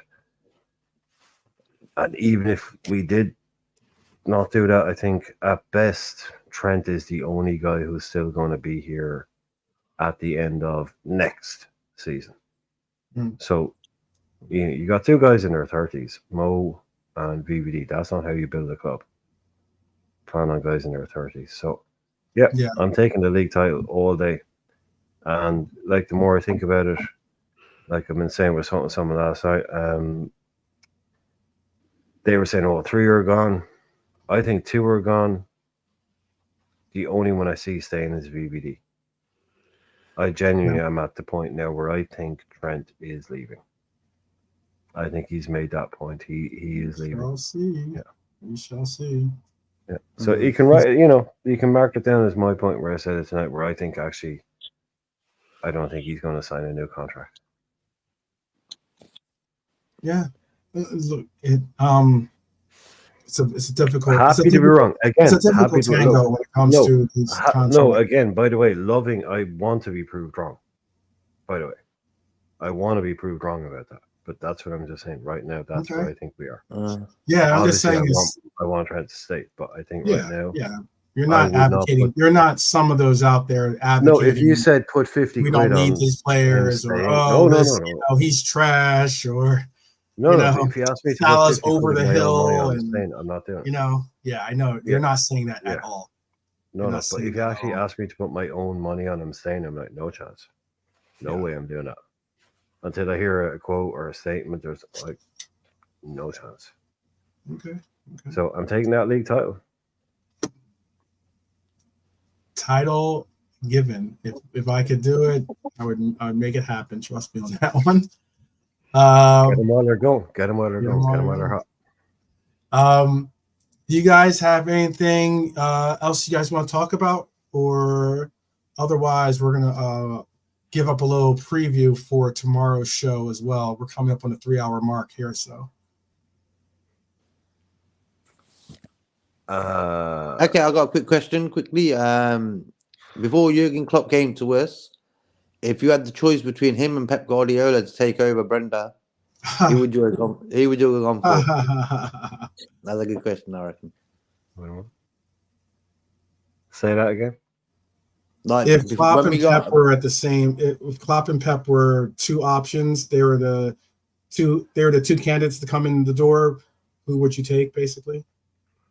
yeah, like when we hired Klopp, when after Brenda, if the option was Klopp or Pep, who would you have taken? The Irishman. The Irishman. Yeah. Not The not Northern Roger's Irish. sister, like Roger's sister, I guess was it sounded like you said Brenda.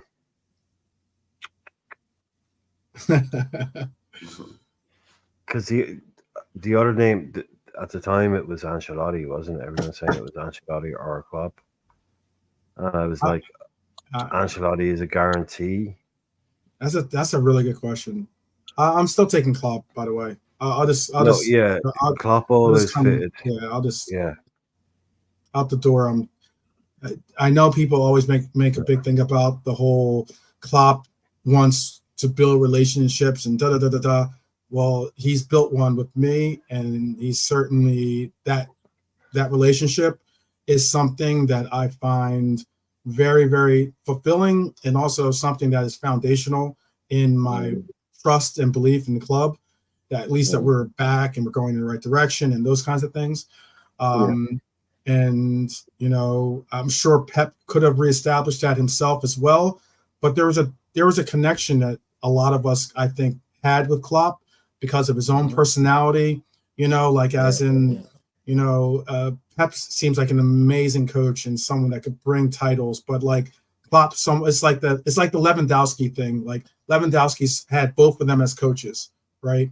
He also often talks about how like Pep was important to him and how he was a great coach and the likes, but Klopp was like a father to him, and it was like that's like there's that kind of relationship bond. They're totally different people. Is totally different people. Yeah, that kind of relationship bond is something that I value more, and I would have valued more if it was me, whether I was a player or whether I was a fan, whichever. I think that's the reason why I would say Klopp, despite the fact that Pep has won more, obviously. KJ has put in there, I wanted Klopp over Don Carlo, and that broke me because Carlo is a serial winner, but Klopp was made for us. So you didn't even need to say like Pep or Klopp, because even Carlo would, because they were both in the frame, literally. Yeah. To me, it was like, who do you want? Like, because I remember talking, it was about an hour before Klopp got announced. I was talking to one of my friends. He's an Arsenal fan. He's like, it was all over the news. It's like, it's either Ancelotti or Klopp. Mm-hmm. It was, everyone knew. And he was like, so who do you want? And I was like, Jesus, man. I mean, I can't believe we're in a position where someone's asking me, who do you want your next manager to be, Carlo Ancelotti or Klopp? Because they are literally two of the best managers in the world right now. Right, and exactly. we just sacked an idiot. We just sacked a total idiot in Brendan Rodgers, right? So the idea that we actually have two of those choices, I was like, I don't fucking care because either one is golden, right? But like Cage's, Ancelotti probably gets the trophies, but Jurgen Klopp, it was just like he just fit. You knew he fit. Yeah. You knew Jurgen Klopp plus Liverpool was the most perfect fit ever. Ancelotti would have come in and done his thing. So Pep would have come in and done his thing too. But Yeah, Ancelotti would have come in and done his thing too as well. Yeah, absolutely. Yeah, but Klopp clicked with the people It straight wouldn't away. have been And that you knew. bond with Guardiola. Yeah, exactly. It would have been more. Yeah, it would have been colder, but you knew Klopp came in. He just got Liverpool. Liverpool gets Klopp. Klopp gets Liverpool. That was the bite, and that just pushed him way over. He was the perfect choice. There's very few times in the last 20 years there's been a more perfect manager hired by a club. Klopp just gets Liverpool. Liverpool gets Klopp. Don't take life too seriously, but at the end of the day, it's all about winning. Yeah. But you don't take yourself too. We're not London. We're not, we're not New York. We're not like Paris. We're not the big city. We're a small city. But guess what? We're the best in the world at this football thing. But you keep it. He got that, and so he was the perfect choice. But yeah, the idea that we could have had a choice between Ancelotti and Klopp after Brendan bloody Rodgers, yeah, that was a big step up. Yeah. It really was. And Klopp made us the best team in the world. You know what I mean? Absolutely, the best to watch, The best the team best in to the follow. world. Everything. Yeah. Yeah, for a long time. I mean, like, albeit we ended up losing to one of our European nemesis, but I mean, still all the same. I mean, we've been to quite a few. We've had our chances at winning quite a few Champions League finals as well. Who beat us? 12 man? Who beat us? Yeah. In the last 6 years, who beat it? Who stopped us doing things? Yeah. City and Real Madrid. Yeah. I've always put that out there. That's it.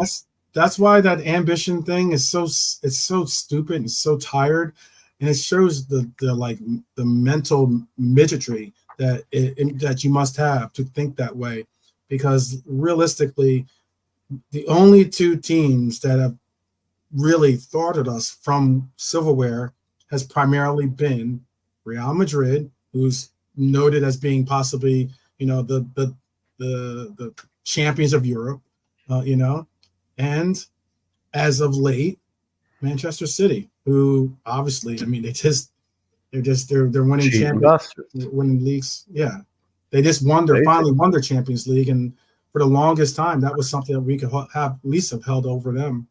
So fake ass titles. Yeah, I'll take real ones if you don't mind. That's all that stopped us, though. In the Klopp years, the only thing that we've fallen short to is possibly, the biggest team of all time, Real Madrid, and then the money steroided up City. That's all that stopped us. So that's pretty much it, as far as I'm concerned. If they weren't there, like I said before, the league would be a genuine farmers' league.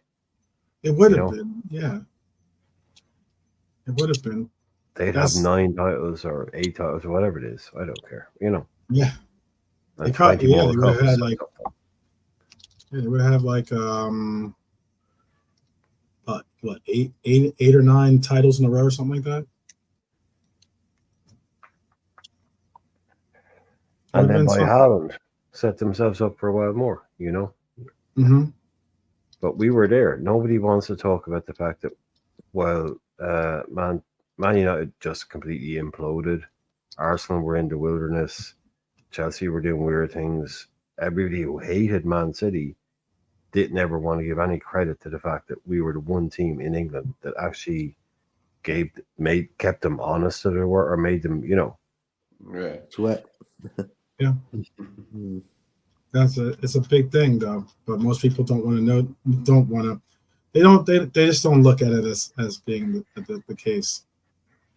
We did it to Mourinho and Abramovich's Chelsea in the Champions League. Yeah. We stood up against them as well. We broke their hearts. we've always done this. Yeah. We've always done this, but nobody ever. No, I don't give him credit for that.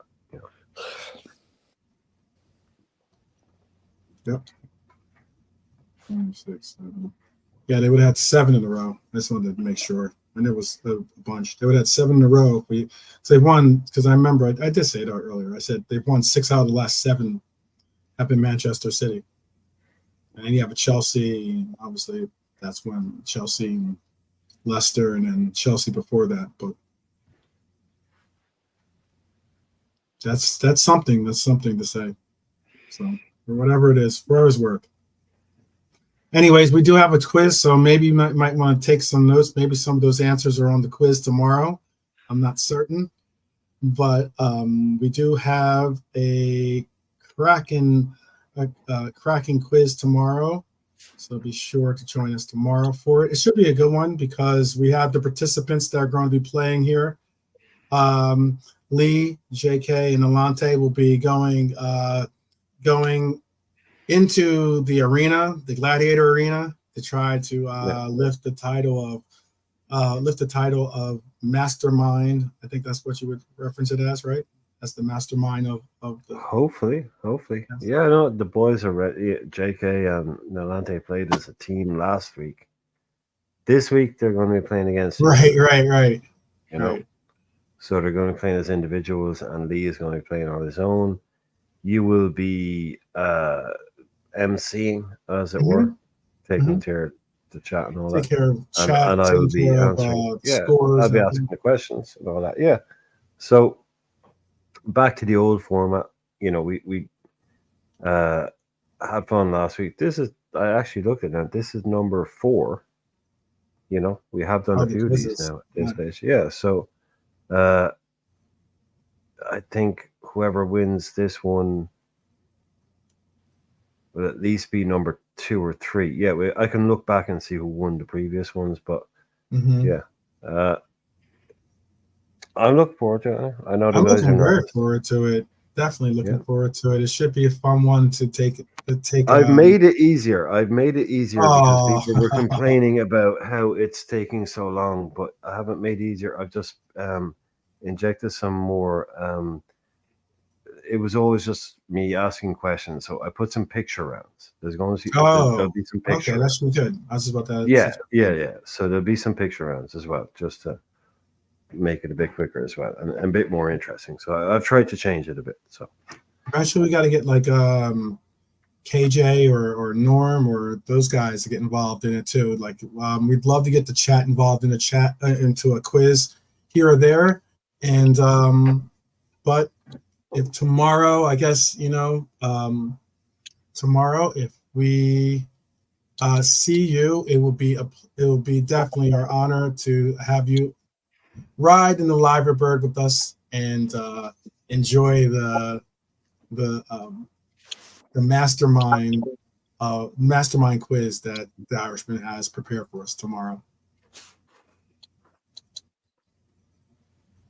Yes, Dara, big up, Dara. I hope that you're there too. So let's just go across the board here. Final thoughts, Lee. Final thoughts for today.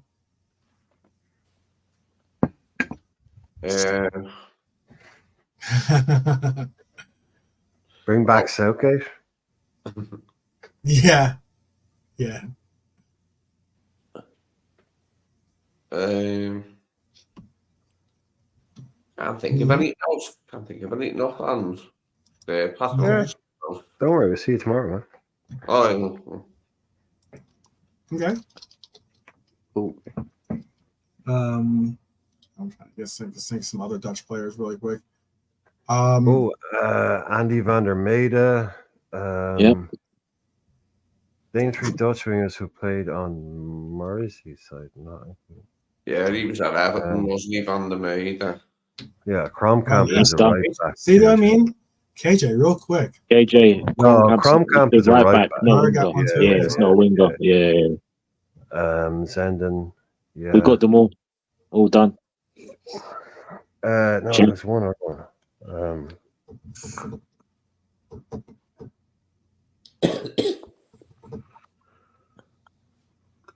Well, there's more than another one, but yeah, no, go on. Sorry, move ahead.